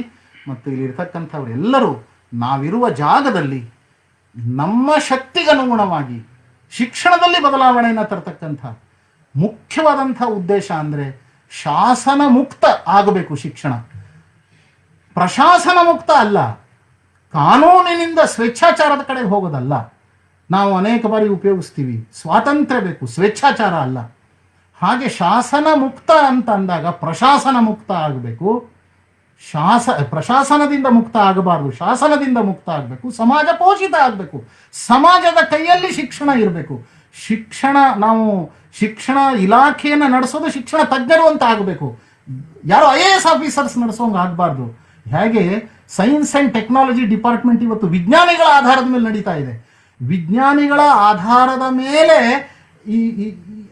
ಆಧಾರದ ಮೇಲೆ ನಡೀತಾ ಇರಲಿಲ್ಲ ಅಂತಾಗಿದ್ರೆ ಇವತ್ತು ಮಂಗಳಯಾನ ಯಶಸ್ವಿ ಆಗ್ಲಿಕ್ಕೆ ಸಾಧ್ಯವೇ ಆಗ್ತಿರ್ಲಿಲ್ಲ ಇಷ್ಟು ಕಡಿಮೆ ಖರ್ಚಿನಲ್ಲಿ. ಅದೇ ರೀತಿ ಶಿಕ್ಷಣ ಇಲಾಖೆಯೂ ಸಹಿತ ಶಿಕ್ಷಣ ತಜ್ಞರ ಮೂಲಕ, ಶಿಕ್ಷಕರ ಮೂಲಕ ನಡೆಯುವಂತೆ ಆಗಬೇಕು ಅನ್ನೋಂಥದ್ದು ನಮ್ಮ ಇಚ್ಛೆ ಇದೆ.